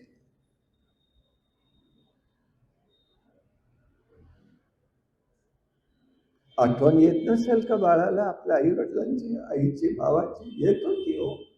म्हणून टाकळीला त्यांची जी रचना झालेल्या आहेत त्या सगळ्या करुणापर आहेत. पण हीच परिपक्वता आल्यानंतर मनाचे श्लोक लिहिले. गणाधीश ईश सर्वा गुणा, मुळारंभ आरंभ तो निर्गुणाचा. का बरं? ही परिपक्वता आहे. हे विचार बघायला पाहिजे, चिंतन करायचं आहे. आणि म्हणून हा स्वरूप सांगितलेलं आहे त्यांनी. यासाठी स्वामींनी सगळं केलं. सायनदेवावरही कृपा केलेली आहे. संत सेवा झाली, अन्नदान झालं, परोपकार झालेला आहे. सुदाम्याचे पोहे अपार संपदा दिली, पण परत त्यांनी न्यायला कारणीभूत झालेले आहे. आणि म्हणून हे लक्षात घ्यायचं आहे, सेवा त्याग पाहून भगवंत त्याचंही फळ देत असतातच. पूर्वजांचा उद्धार होतो. अंतःकाळी सुशील आणि स्वकर्मबद्ध मनुष्य असतो आणि म्हणून त्यातनं सुटल्याशिवाय त्याची सुटका होत नाही. आणि यासाठी स्वसंवेद्य आत्मरूप बनायचं आहे. ही त्या ठिकाणी परमानंद प्राप्त होत असतो, हे लक्षात घ्यायचं आहे. अशा प्रकाराने त्यांनी सांगितलं. पुढे काय झालं? सायनदेव तिथे होता. नांदेडच्या इथे हे ठिकाण आहे आणि त्या ठिकाणी सायनदेवही होता. त्यांनी सांगताय त्यांना की त्यांच्या इथे एक घटना घडत होती. तिथे इस्लामी मुघलांचं राज्य होतं आणि तो काय करायचा मुघल, तिथे प्रत्येकाला बोलवत असे, एक एक माणसाला, आणि त्याचा वध करायचा, ब्राह्मणांचा प्राधान्य. आजही तिथे तो वधस्तंभ आहे. आणि तिथे बघितलं, आता याच्यावर वेळ आली, गुरु महाराज गावातच होते, त्यांनी गाठ घेतली गुरूंची. असं असं आहे, माझा आता आमच्या घराची वेळ आहे, आता मी जाणारच आहे, नाही तरी मी जातो. काही नाही होत म्हणाली, येशील परत, जा, तू येईपर्यंत मी इथे थांबतोय. गेला, त्याला आलेलं पाहिलं आणि तो राजा वंदन बघतोय त्याला, घाबरला. तो आतच गेला. आत गेल्याबरोबर त्याला असं निद्रा लागल्यासारखं झालं आणि त्याला कोणीतरी एक जण येऊन मारतायत याची जाणीव होऊ लागली. मग हा घाबरला, काय प्रकारे म्हणाला था, आपण याचा वध करणार, म्हणून हा इथे असं आपल्याला झालं हे त्याच्या लक्षात आलं. सावध झाला, बाहेर आला, त्याचा सगळा सत्कार करून त्याला परत पाठवलं. म्हणून साहेब म्हणाला, आता मला संसारात तरी गुरु महाराज आपल्या बरोबर येत. आज नाही म्हणाले, मी तिकडे आलो की तुझी माझी भेट 15 वर्षानं. अशा प्रकाराने हे सांगितलं. हा जो अध्याय आहे तो अध्याय नित्य 14वा वाचावा अशा स्वरूपाचा विचार या ठिकाणी व्यक्त होत असतो. भय, अरिष्ट भय हे त्या ठिकाणी निर्माण होता, अशी साधकांची भूमिका आहे. मी भूमिका सांगतोय, मी याच्यात काही त्यांनी सांगितलं नाही नित्य वाचावं, पण मी आपल्याला सांगतो, लोक ही वाचत असतात, कोणी महात्म्य त्याचं अनुष्ठान करत असतात. मग पुढे गुरु महाराज तिथून निघालेत, वैजनाथ क्षेत्रामध्ये गुप्त राहिलेले, लोकांचा उपसर्ग टाळावा म्हणून गुप्त राहिले. तीर्थयात्रेचं महत्व सांगितलं. अनेक तीर्थयात्रांचं तिथे त्यांनी संदर्भ दिलेला आहे. काय करावं, कसं करावं, कुठे जावं, हे सगळं सांगितलं. आणि मग सगळ्या शिष्यांना सांगितलं, बहुधान्य नाम संवत्सरामध्ये मला भेटावं. शैल्यम यात्रेला आम्ही तेव्हा जाऊ. म्हणजे संकल्प किती अगोदर झालाय बघा. तिथून तीर्थयात्रेचं महत्व आपल्या धर्मात आहे. सहज स्थितीत राहणं उत्तम, ध्यानधारणा मध्यम, पूजा ध्यान ही स्थिती कनिष्ठ आहे, तीर्थयात्रा निकृष्ट आहे. तरी सुद्धा संत समागम हे खरं पावन तीर्थ आहे. साधू संघाचं, साधूंचं दर्शन होणं, सहवास घडणं हे महत्वाचं आहे. तीर्थाच्या आश्रयाने साधू संत राहतात, त्यांची दर्शनं घेऊन सहवास करावा, तीर्थयात्रेचा मुख्य उद्देश आहे. तीर्थस्नानाने सगळे जीव पवित्र होतात, म्हणून नारद भक्ती सूत्रामध्ये सांगतायत, तीर्थीन कुर्वन्ति तीर्थानि सशास्त्री कुर्वन्ति शास्त्राणि. म्हणून आपण हे दोन्ही केलं पाहिजे, पाहिलं पाहिजे. नाना तीर्थयात्रेस जावे, तेथे त्या देवाचं पूजन करावे, नाना उपचार अर्चवावे परमात्म्याचे. पुण्यकर्मे हेतू जरी असला तीर्थयात्रेचा, तरी सुद्धा निसर्ग पाहावा, निसर्गातल्या परमात्म्याचं दर्शन घ्या. कैलास मानस यात्रा झाली. अनेक जण विचारतात तिथे गेल्यावर काय करायचं. माझं म्हणणं काहीही करू नये, निसर्ग डोळ्यात साठवा, आनंद घ्या, तो काय आहे तो. मग त्या परमात्म्याची जाणीव होते. कसा आहे तो, कोणीही नसतं. आमच्या बरोबर 59 लोक होती, 2 लोक गेली, 35 वय, 48 वय, 47 वय, चालणारे 9, त्याच्यात आम्ही शेवटचे 2 जण. एक चिटपाखरू नाही, इतका वेळ आम्हाला. आणि तिथे हवेचा त्रास असल्यामुळे सगळे लोक घाबरून ते शेर्पा सुद्धा निघून गेले सोडून. आम्हाला एक माणूस भेटे ना, चिटपाखरूच नाही, तर माणसंच काय, काहीच नाही तिथे. शेवटी नुसतं चालतोय चालतोय चालतोय, दिसल्यानंतर जुटलपूरला लोक आमची दिसली तेव्हा तिथे थांबलो. अवस्था इतकी झाली की आता देहाने इथे पडायचं, जीवाने कैलासवासी व्हायचं. पण देवाने नेलं कोण? हे भगवंताने नेलं. आमचं सामर्थ्य काही, काडी शून्य, एवढंच म्हणत. दामोदर कुंडाचाही प्रवास झाला नुकताच, हाच अनुभव. काय झालं ते कोणास ठाऊक. लोक जास्त नाहीतच, माळ चिप्पाकडून हवाच 21,000 हवाच नाही तिथे, म्हणजे ऑक्सिजन कमी नाहीच आहे. थांबून देत नाही फार. 1 मिनिट हेलिकॉप्टर चालायचं म्हटलं तर 4.5 लिटर व्हाईट पेट्रोल लागतं. कशाला नेतायत लोक, थांबतायत कशाला? थांबूनच बरं हेलिकॉप्टर चालू ठेवावं लागतं. जर तुम्ही बंद केलं तर सुरूच होत नाही, की संपलं सगळ्यांचंच. म्हणून ते सतत चालू ठेवायचं. पण परमात्मा त्यातही सहाय्य करत असतो, हे लक्षात घ्यायचंय. आणि याप्रमाणे त्यांनी सांगितलं हे की बघा, मंद साधकांसाठी तीर्थयात्रा हे साधन आहे. म्हणून मुलांच्या दृष्टीने माता पित्यांचे चरण आहे, ते अपवित्र तीर्थ आहे. ते पवित्र तीर्थ पावन क्षेत्र सेवन केलं की नराचा नारायण होतो. नरजन्माचे अंतिम ध्येय तेच आहे. अशा प्रकाराने गुरु महाराजांनी ही गोष्ट तिथे सिद्धांनी नामधारकाला सांगितली. पुढे ते वैद्यनाथ क्षेत्राच्याही ते गेले, गुप्त राहिले. आज ते ठिकाण टेंबे स्वामींमुळे प्रगट झालेली आहे. त्या ठिकाणाचं आरोग्य भवानी म्हणून नाव आहे. योगेश्वरी नव्हे, वैद्यनाथ आणि योगेश्वरीच्या मध्ये हे ठिकाण आहे. तिथे गुप्त रूपाने राहून त्यांनी काही विचार व्यक्त केलेले आहे. तिथे एक साधक आला, स्वामींना म्हणतोय, स्वामी मी माझ्या एका गुरूंकडे पण फार रागीट आहेत, मी त्यांचा त्याग केला, आता तुमच्याकडे आलोय, तुम्ही अनुग्रह द्या. नाही म्हणाले, देणार नाही, असं नाही करायचं म्हणाले. गुरु जरी असले तसे तरी सुद्धा तुला कळलं पाहिजे म्हणून त्याला एक गोष्ट सांगितली. गुरुसेवा केल्याने तात्काळ ज्ञान मिळतं.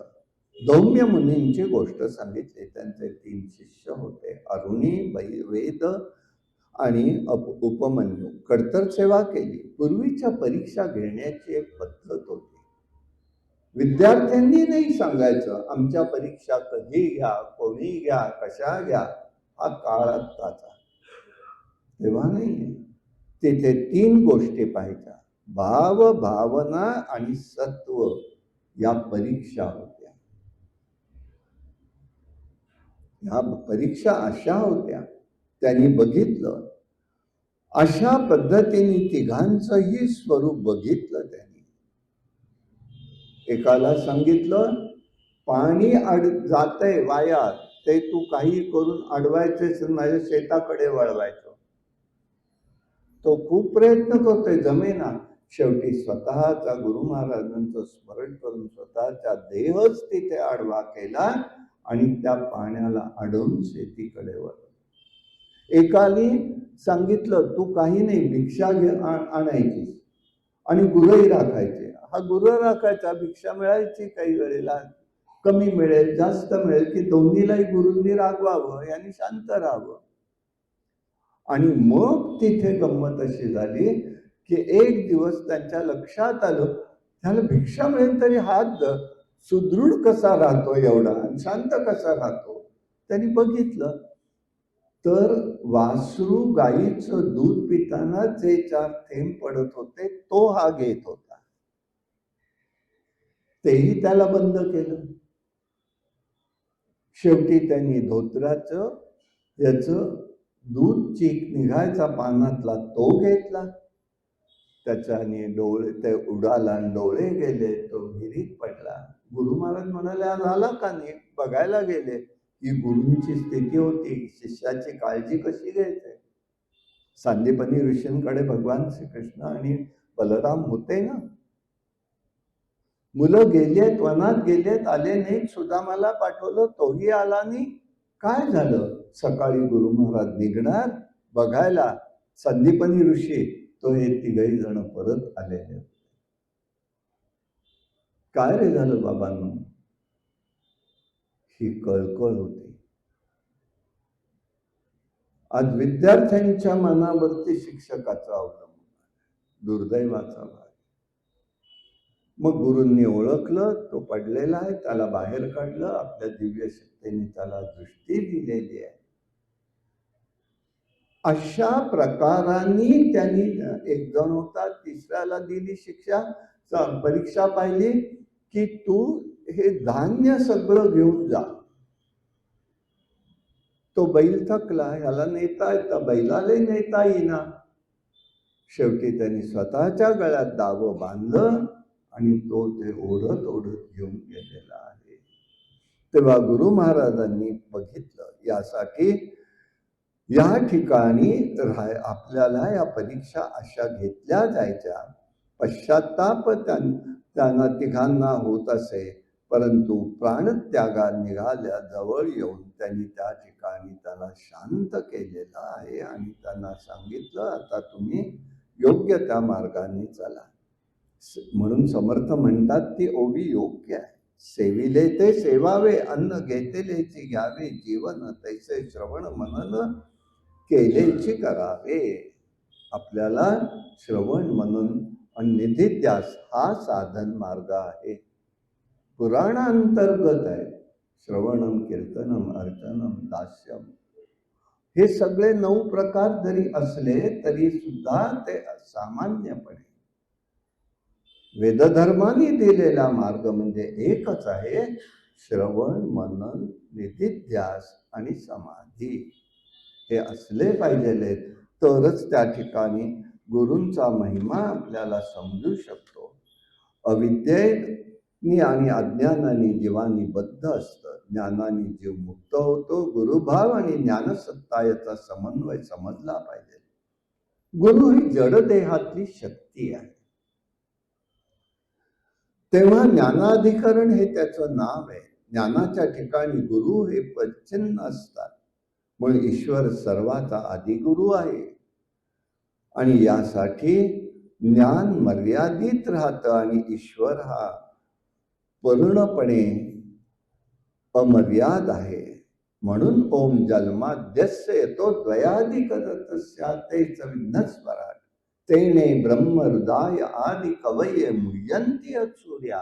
भागवतात पहिला श्लोक येतो तो यासाठी आहे. आपण केवळ सदैव तटस्थ भावनेने, साक्षी भावनेने सगळीकडे पाहायला शिकायचं आहे. ज्ञानसंपन्नता येते. गुरु हा ज्ञानस्वरूपी परमात्मा असतो. परमात्म्याची ज्ञानशक्ती अधिकारानुसार जगाला व्यापत असते.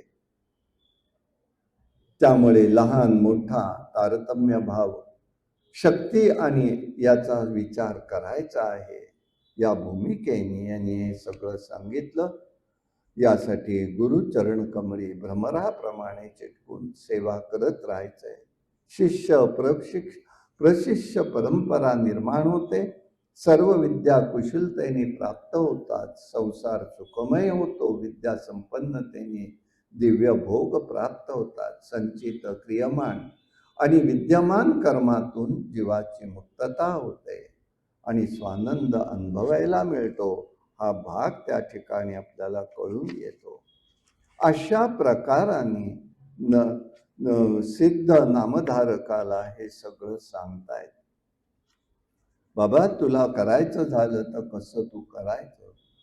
तो म्हणाला, आपण हे सांगतायत ज्ञान वगैरे, मी अज्ञानी आहे, मला काही कळत नाही, तुम्ही जरी किती ज्ञान सांगितलं तरी. म्हणून समजण्यासाठी गुरुमाऊलींनी एक विचार सांगितला. औदुंबर क्षेत्र आहे, कृष्णाकाठी आहे, तिथे भक्तांचा उद्धाराचं कार्य केलेलं आहे. करवीर क्षेत्रा म्हणजे कोल्हापूरमध्ये एक कर्मनिष्ठ ब्राह्मण आहे. त्याला एक मुलगा आहे, पण मतिमंद आहे. बुद्धिमांद्य आहे, मूढमतीच आहे. आई वडील गेले, अजोळी राहिला, सगळ्यांनी निंदा केली. सगळीकडे आता त्याची निंदा सुरू झाली. आई वडील एवढे चांगले, तू असा कसा मुलगा म्हणून. शेवटी तो कंटाळला दुरुत्तर ऐकून. त्याची कुलस्वामिनी ही भुवनेश्वरी देवी, तिचं स्थान औदुंबरच्या पलीकडल्या तीरावरती आहे. तो तिथे गेला. तिथे जाऊन त्यांनी त्या भुवनेश्वरीकडे प्रार्थना केली आहे. उपास तापास सगळं करून तिची आळवणी करतोय, पण काही तिथे फळ मिळेना. शेवटी त्यांनी जिव्हाचे दुनी अहोरात्र करी भुवनेश्वरी स्तोत्र देशी 14ही विद्यालया, असे असणारे गुरु महाराज. तो म्हणाला, आता मी माझी जीवच कापून तुला अर्पण करेन. हे प्रयोग करायचे नाही, तर त्याचा अर्थ वेगळा आहे म्हणून सांगतोय. प्रयोग हे आपल्याला करण्यासाठी नाही. नाही तर तिथे सांगितलं म्हणून घरी जाऊन करा. काय ऐकून आलात म्हणून लगेच रागवतील घरचे सगळ्यांना, असं काही करू नका. अर्थ त्याचा वेगळा आहे, पण तिथे सांगितलेलं सांग. दुसऱ्या दिवशी त्याला सकाळी स्वप्नात असं सांगतात गुरु महाराज, भगवती सांगते की तू पलीकडल्या तीरावरती जे यतिवर्य बसलेले त्यांची भेट घे. तो सकाळी जागा होतो, अंगिक वगैरे आवरतो, देवीचं दर्शन घेतो. त्या तीरावर या तीरावर गुरु महाराजांकडे येतो. 6 महिने गुरु महाराज तिथे राहिलेले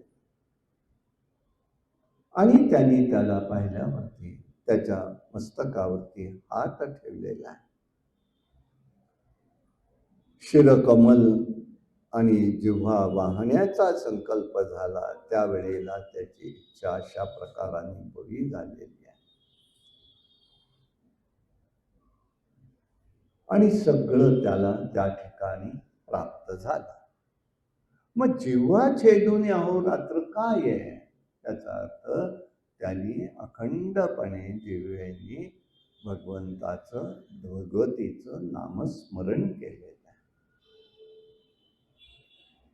हे बघा, आपल्या व्यवहारात आपण म्हणतो की नाही, घरामध्ये काय कार्ट्याळीस रे, इतकं सांगून दाताच्या कण्या केल्या तरी सुद्धा तुझ्या डोक्यात प्रकाश पडत नाही, म्हणतो की नाही घरात. म्हणजे काय दात काढायला गेलो आणि त्याच्या कण्या खरंच करायला जातो का आपण? हा मतीचा अर्थ घ्यायचा आहे. काय त्यांना म्हणायचं आहे? शिरकमल अर्पण करणं म्हणजे पूर्णपणे शरणागती आहे. प्रत्यक्ष काही का मग राहणार काय तिथे आहे, पण त्याचा अर्थ समजला पाहिजे ना. अर्थ काय आहे? शरीर कापलेलं नाही आहे, जीवा कापलेली नाही. कापणं म्हणजे अखंडपणे नाम घेतलेलं आहे. अजपाजपणे उलट प्राणाचा तेथेही मनाचा निर्धार असे माऊलींनी केलंय ना वर्णन. कशाचं केलंय? द्रौपदीने आमच्या विचारलं भगवंताला, का रे देवा? म्हणाले, माझे पाचही जण तू मला सारखे, तुलाही सारखे म्हणतो, पण तुझं मला दिसतंय अर्जुनावर प्रेम आहे, हे का? देव म्हणाले, ये इकडे. भगवंतच येतो, तो काय कमी आहे का? अर्जुन झोपला होता, त्याच्या जवळ नेलं तिला, जा त्याच्या अंगठ्याच्या कानाचा तुझा कान अंगठ्याला लाव, गुडघ्याला लाव, कटीला लाव, तुझ्या छातीशी आहे, पोटाशी आहे, छातीशी आहे. आवाज येतोय एक एक एक. तिला आश्चर्य वाटलं. कशाचं नाव होतं? कृष्ण कृष्ण कृष्ण चाललंय. कुठपर्यंत आलं?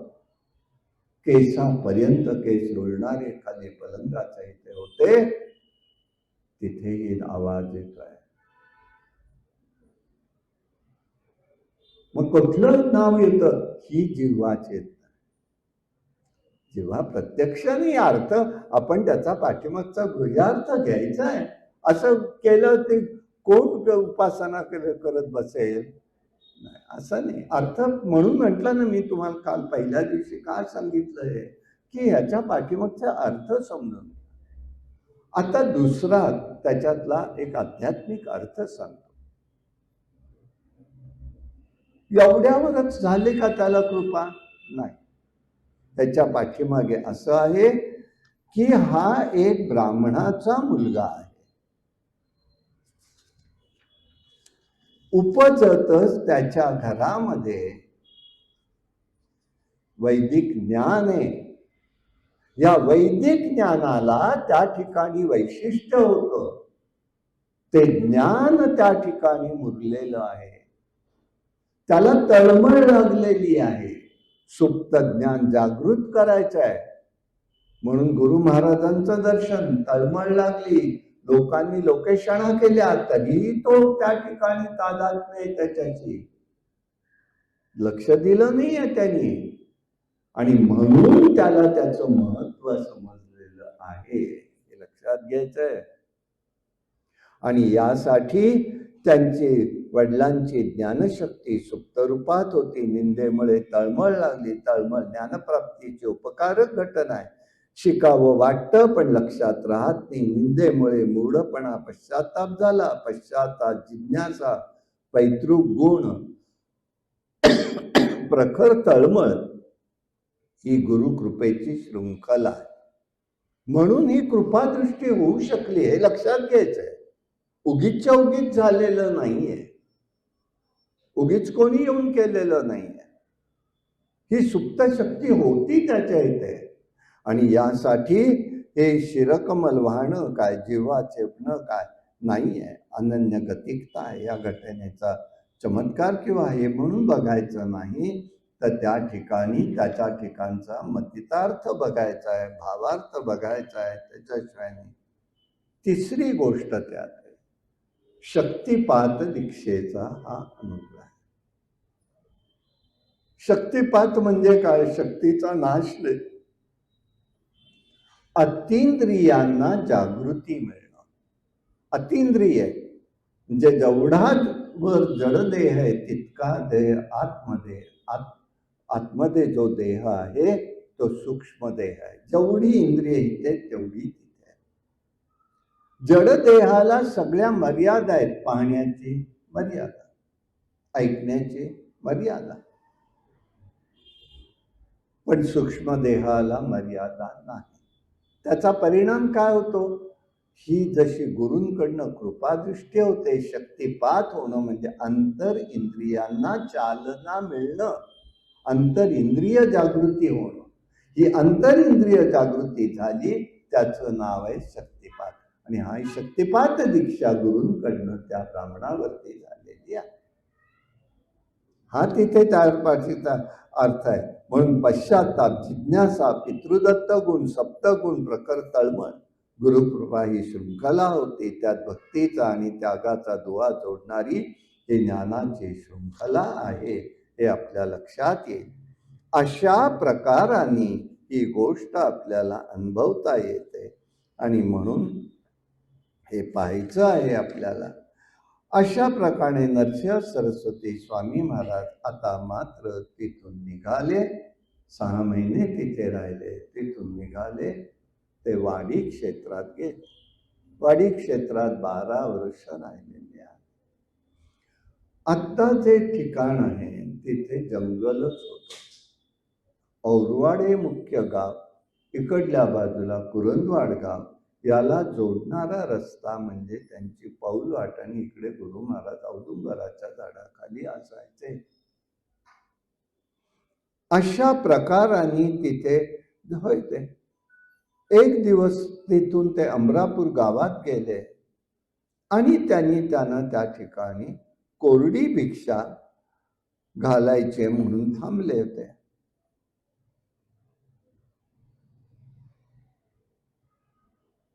आणि तो ब्राह्मण काय करायचा?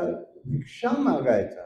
कोरान्न भिक्षा म्हणतात त्याला. आणि घरी येऊन रांधायचा, स्वयंपाक करायचा आणि जेवायचा. एक दिवस कमी अधिक काही झालं, काही मिळालं नाही, तर दारामध्ये घेवडा लावलेला होता. घेवड्याचा वेल, त्याच्या शेंगा काढायच्या, त्या शिजवायच्या आणि त्याच्याबरोबर खायचं. एक दिवस गुरु महाराज आले. गुरु महाराजांच्या म्हणाले, आज मी तुमच्याकडे भिक्षेला आलेलो आहे, आता काय बोलणार. आहे ते सगळं केलं, आशीर्वाद दिले, निघाले. जाताना असलेला घेवड्याचा वेल उपटून टाकला. गेले स्वामी महाराज. स्वामी महाराज गेले खरे, पण इकडेही कुटुंबातल्या मालकीनबाई रागवल्या. आम्ही आमचं कमी करून तुला वाढलं आणि तू काय यांनी काय असं ब्राह्मणा यतींनी केलं, आमचा तुमचा घास काढून घेतला, कसले म्हणायचे काय. शेवटी तो ब्राह्मण सांगताय, अगं हे आपलं दैव असतं, त्यांची काही इच्छा असेल, तू कशाला रागवतोयस, असं करू नको, असं करू नये. बरेच त्यांना बोल लावू नकोस म्हणाले. जाऊ द्यायचं, झालं ते झालं, देव करेल व्यवस्था, काही संतुष्ट आहे. म्हणून घरात 2 शहाणी माणसं असू नये. दोघी नवरा बायकोत एक जण वेडं व्हावंच लागतं, तरच संसार चालतो, नाहीतर नाही. त्यांनी सांगितलं, बर म्हणाले. आपलं दुपार झाली, लगेच त्यांनी आपला तो वेल उपटला आणि टाकून द्यायचा म्हणून गेला. तो उपटायला लागल्यावरती खाली त्यांना मोराचा हंडा सापडतो. आता लगेच मानवी वृत्ती बदलले. बायको, काय गुरु महाराजांनी कृपा केली, आता कळलं का. कोणाला कळलं, हंडा बघून. तोपर्यंत धर्म नाही वाटला, पण त्या ब्राह्मणाला तो धर्म वाटत होता. लगेच ते निघाले. गुरूंकडे येऊन त्यांनी त्यांची पूजा केली. आमची एक धारणा अशी आहे की सिद्ध मुनी म्हणजे साक्षात त्यांचे सिद्ध एक शिष्य होतेच, पण साक्षात हे गुरु महाराजच आलेले, म्हणून तिथे असं दिसतं की गुरु महाराजांनी त्याला सांगितलं की बाबा, तुला असं धन मिळाले, तुझ्याकडे हे कोणाला सांगू नको, अखंड राहील, आणि जेव्हा सांगशील तेव्हा तुझ्याकडलं धन निघून जाईल. मग हे जर त्या 2 कुटुंबाच्या आणि त्यांच्यामधला भाग होता, मग हे सांगणारं कोण होतं, आलं कसं इथे. याचाच अर्थ ते सिद्धमुनी होते. सिद्धमुनी म्हणजे गुरु महाराजच आहेत. गुरु महाराजांनी त्या लीला परत दाखवून दिलेल्या आहेत. त्याप्रमाणे झालं आणि मग त्यांनी त्यांच्या बरोबरच्या सगळ्या गोष्टी केलेल्या. अशा प्रकाराने झालं. गुरूंची पूजा झाली आणि सांगितलं, माझं नाव काही प्रकट करू नका. अशा प्रकाराने त्यांना एक विचार मांडला. यासाठी एक गोष्ट महत्वाचं असतं. तुका म्हणे, येथे सत्वाचे सामर्थ्य करावा परमार्थ अहिर्निश. अहर्निश केला पाहिजे. एक दिवस केला आणि थांबलं नाही. जाऊ देत, बघू 1 वर्ष वारीत काय असतं ते. तब्येत बघायला, आमचा फिटनेस बघायला वारी नाही, हे लक्षात घ्यायचं. अहर्निश घडलं पाहिजे. ईश्वरी कृपा सात्विक स्त्री पुरुषांवर होत असते. सत्वगुण संवर्धन गुरूंना करायचं आहे. दैवी संपत्ती, अभय, शुचित्व, स्वाध्याय, तप, ऋजुत्व, सत्व संशुद्धी यांनी मोक्ष, असुरी संपत्ती, संपत्तीचं बंधन, अज्ञान, नरक यातना साधकांना, आणि त्या ठिकाणी ज्ञान, कर्म, बुद्धी, कर्म, धृती, सुख, दान आणि आहार याबद्दल सत्वगुण आचारलेच पाहिजे. काया वाचा मनाने गुणांनी सत्वगुणाचा परिपोष करावा. ऑनलाईन नाही आणि वडापाव नाही. सध्या सगळं त्याच्यावर चाललेलं आहे. काय आता करायचं काही कळतच नाही. कुठे संस्कृती जाणार, कुठे धर्म जाणार, आणि लोकांची प्रवृत्ती कशी वळणार. काय हे भ्रष्टता आहे, याचं कारण हेच आहे मुख्य. आहार नाही, सात्विक आहारच नाही. आम्ही एक नेहमी सांगतो, सगळ्यांनी आमटी भात करा चालेल, पण तो प्रेमाने वाढा. पंचपक्वान्नाच्या वर येतो. पण नुसत्या पंचपक्वान्न करून बाहेरनं आणून खाऊन पोषण होत नाही. भरण होतं पोषण, त्याचं नाव तुष्टी. तुष्टी होते का? नाही. भरण होतं का? होतं. यासाठी हे सगळं बघायचं आहे आपल्याला. आणि या भूमिकेने त्यांनी त्या सात्विक कुटुंबावरती, त्यांच्या असलेल्या आचारावरती त्यांनी त्यांना त्या ठिकाणी सांगितलेलं आहे. अशा प्रकाराने गुरूंनी केलं.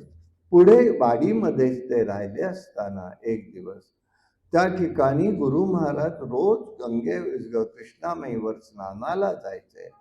आणि स्नानाला जात असताना तिथे एक घटना घडलेली आहे. ती घटना काय आहे तर नामधार जो आहे तो सांगतोय काय आहे बाबा औदुंबराचं महत्व. कारण त्या औदुंबरामध्ये नख नरसिंहांनी बुडवलेली होती. प्रल्हाद भगवान नरसिंहांनी प्रल्हाद चरित्रातल्या. त्यामुळे दाह शांत झाला होता. त्याचं काय महत्व आहे. तेव्हा त्यांनी सांगितलं बाबा रे तिथे 64 योगिनींचा वास आहे. आणि या 64 योगिनी तो गुरु महाराज रोज पहाटे जेव्हा स्नानाला जायचे तेव्हा गुरु महाराज त्यांना घेऊन जायच्या आणि त्यांची पूजा करायच्या आणि मग स्वामी वर यायचे. इतक्या वेळ कसे जातात, कुठे जातात ते गंगानुज नावाच्या एका कोळ्यांनी पाहिलं. शेवटी स्वामींच्या पाठोपाठ हळूच गेला आणि त्यांनी आत जाऊन सगळं त्याला दृश्य दिसलं. मग गुरूंनी सांगितलं हे कोणालाही सांगू नको. म्हणजे हे गुप्त ठेवायला सांगितलं. मग सांगणारे कोण होते? गुरु महाराज साक्षात. कोणाला कळणार आहे ते? त्याच्याशिवाय ही आमची धारणा. मग त्यांनी त्यांना त्याचं सगळं महत्व सांगितलं. असं हे त्याचं महत्व आहे. आमचा अनेक एक विचार त्याच्या पुढचा वाडीत सगळ्यांनी पाहिलेलंच असेल. पादुकांच्या इथे जाता येत नाही सामान्यपणे कोणालाही. कदाचित ती गंगा कृष्णामाई सुद्धा आहे ती खाली गेली आहे बरं का त्यावेळच्या 500 वर्षापूर्वीच्या काळाप्रमाणे.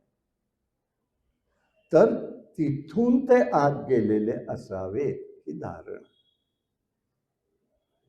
म्हणून कोणाला पुढे हा मार्ग मिळू नये म्हणून स्वतःच्या पादुकांची स्थापना केली. तिथे एका शिष्याला ठेवलं आणि महाराज पुढे गाणगापूरला निघून गेलेले आहे. तिथे त्यांनी 21 वर्ष राहिलेले. पुढे शिरोड ग्राम आहे वाडीपासून अंतरावरती. तिथे एक ब्राह्मण दाम्पत्य आहे. दोघे सात्विक आहेत, चांगले आहेत, पण अपत्य जगत नाहीये. ज्योतिषाला विचारलं तुमचा दोष आहे म्हणाले. ऋणाचा दोष आहे, ऋणानुबंध आहे. तुम्ही ऋण एकाचं बुडवलेलं आहे गेल्या जन्मी. हे सांगणारे नक्की मिळाले पाहिजेलच योग्य प्रकारे. त्याला समजलं. तिने प्रार्थना केली गुरु महाराजांकडे जावं, सेवा करावी पादुकांच्या इथे. आणि त्यांनी त्या ठिकाणी हे बघावं. मग त्यांना तिला स्वप्न पडलं की गुरु महाराज आहेत एका ब्रह्मराक्षसाला अडवत आहे. तू त्या जीवाला सोड. तुझी इच्छा बरोबर आहे. तुझी इच्छा आहे ना त्यांनी द्यायला पाहिजे. मी त्यांना द्यायला लावतो. तू काळजी करू नको. तुला तुझं मिळेल. पण त्याचं काही कर्म झालेलं नव्हतं. हे अडतं बरं का. हे जरी तुम्ही म्हणालात आज नाही कळणार, पुढल्या पिढीला कळतं लगेच. त्याचं कर्म झालेलं नाही काही. तो अंत तसाच आहे पितृयोनीत. मग म्हणाले काय करायचं तर तू त्याचे दिवस कर, पालन कर 10 दिवसाचं.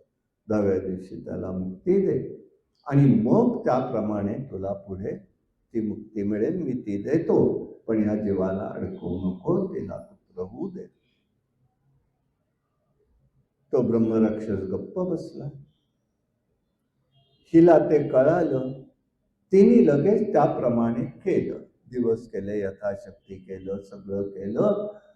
आणि मग तिने त्याप्रमाणेच करून त्याचं काय ते दान द्यायचं होतं ते दिलं. ती काय देईल ते तू दान स्वीकारून संतुष्ट राहा हे सांगितलं. तोही शांत झाला. आणि योगायोगाने एक गोष्ट घडली छानपैकी, की 2 मुलं झाली. मग जातकर्म वगैरे सगळं धर्मानुष्ठानं केली. 3 वर्षाची मुलं झाली. त्यावेळेला एक चौल कर्म करायचं. त्या चौल कर्माच्या वेळेला आदल्या दिवशी तो एक मुलगा गेला. ही म्हणाली मी देणार नाही ते प्रेम. गुरु महाराजांनी मला सांगितलेलं आहे, तर गुरु महाराजच हे त्याचं बघतील, मी देणार नाही. द्यायचं असेल तर मला दोघांना अग्नी बरोबर द्या. लोकांनी पुष्कळ सांगितलं, पतीने सांगितलं, ते ऐकायला तयार नाही. संध्याकाळ झाली म्हणून आपल्याकडे धर्मशास्त्रात बंधनं होती सगळे, कोणता विधी कधी करावा. रात्री गेलं तर सकाळी उजाडायच्या आत विधी आवरला पाहिजे. दिवसा गेलं सूर्यास्ताच्या आत विधी आवरला पाहिजे. कोणत्याही वेळेला कोणतं कर्म नाही करायचं, त्याचे दोष सगळ्यांना येतात. एक प्रहराच्या आत आवरलंच पाहिजे.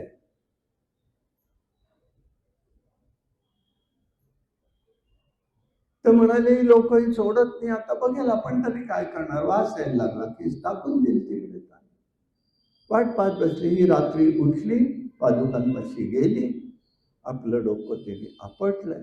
हे करायचं नाही तर प्रयोग कोणी आपण, हे लक्षात ठेवा. हे त्यातले प्रयोगाचे मतितार्थ वेगवेगळे आहेत, त्याच्या पाठीमागे भाव वेगळा आहे. रक्तबंबाळ झाली आणि बेशुद्ध पडले. आणि तिला मग दिसलं की त्या ठिकाणी गुरु महाराज आले, त्या ब्रह्मराक्षसाला बोलतायत, दिलंय ना सगळं, आधीच्या जीवाला सोडायचं, तुला मुक्त करतो. म्हणून त्यांनी त्याप्रमाणे यथायोग्य उपाय केले. तो मुक्त झाला. हा जो मुलगा आहे तो जिवंत झालेला आहे, केलेला आहे गुरुंनी. आणि मग तिला आनंद झाला, रडायला लागला पहाटेच्या वेळेला. मग तिने सगळी घटना पतीला सांगितली आणि मग सगळे आनंदित झाले, गुरूंच्या पादुकांची पूजा केली. असं हे तिथे घडलेलं आहे. ही गोष्ट त्यांनी इथे सांगितली. शिरोळ नावाच्या गावामध्ये हे होत. अशा प्रकाराने शौनक गोत्रातला हा ब्राह्मण होता. त्याला त्यावेळेला मनापासून देणं काही वेळेला होतं, असं पूर्वीच्या काळात किंवा आताही होतं. मनात असतं, देता येत नाही परिस्थितीने. त्याप्रमाणे त्यांनी सांगितलं आणि मग सगळं होऊन त्यांचं त्या ठिकाणी योग्यतेनं. मग आता प्रश्न येतो, प्रारब्ध श्रेष्ठ का हरी भक्ती श्रेष्ठ आहे? असं आहे, शब्द दिलेला खोटा होणार नाही हा विश्वास त्यांचा आहे. आणि म्हणून गुरुस्थानी तुला वर दिलेला होता, त्याच्याकडे साकडं तिने घातलं, प्रेताला दुगदुगी आली, पाना फुटला, त्या मुलाला जाग केले. सृष्टीमध्ये अकल्पित घटना अशा असतात. कार्यकारण भाव असतो, सुख दुःखाचे पूर्वकर्मावर अवलंबून असतं. पण एक गोष्ट यातनं शिकायची आहे, ऋण हत्या आणि वैर कधी संपत नाही. त्याचा भोग भोगावाच लागतो प्रत्येक जीवाला.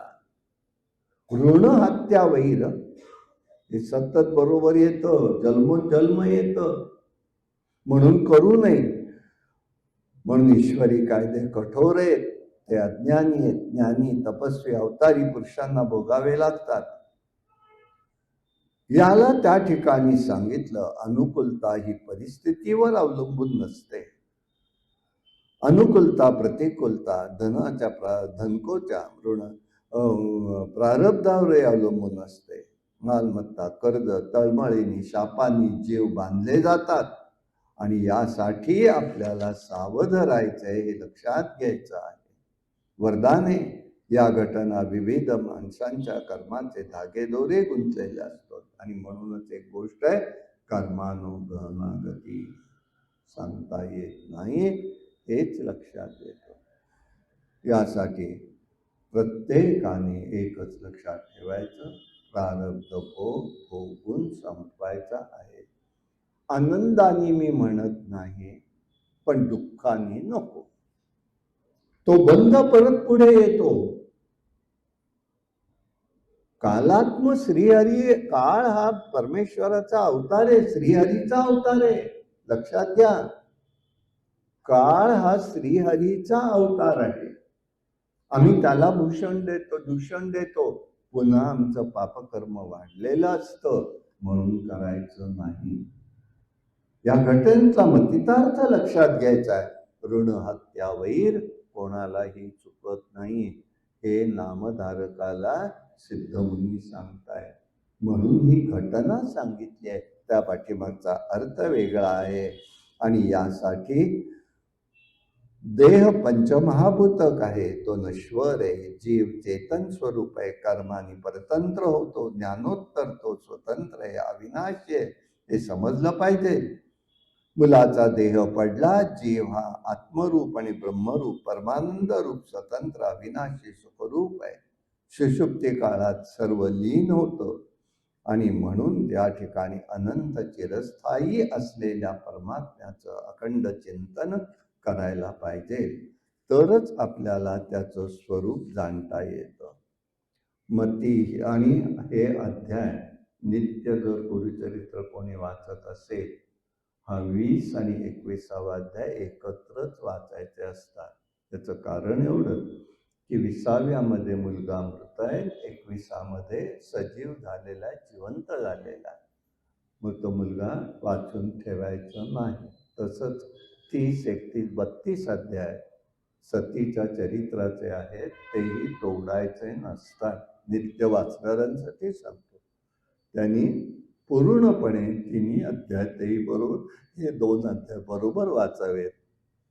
या ठिकाणी एक माहिती म्हणून सांगितलं. मतीहीन मी दीन आहे खरा हो, परी बाळ तुझा मी माया करा हो. जसे पोटीचे लेकरू माया जैसे, नमस्कार माझा श्री दत्तात्रेयाशी. अवधूत चिंतन श्री गुरुदेव दत्त भगवान गोपाल कृष्ण महाराज के जय. भगवान श्रीधर स्वामी महाराज के जय. जय जय रघुवीर समर्थ विठ्ठल विठ्ठल विठ्ठल. पुंडलिक वरदा हरी विठ्ठल श्री ज्ञानदेव तुकाराम. अवधूत चिंतन श्री गुरुदेव दत्त. हरि ओम.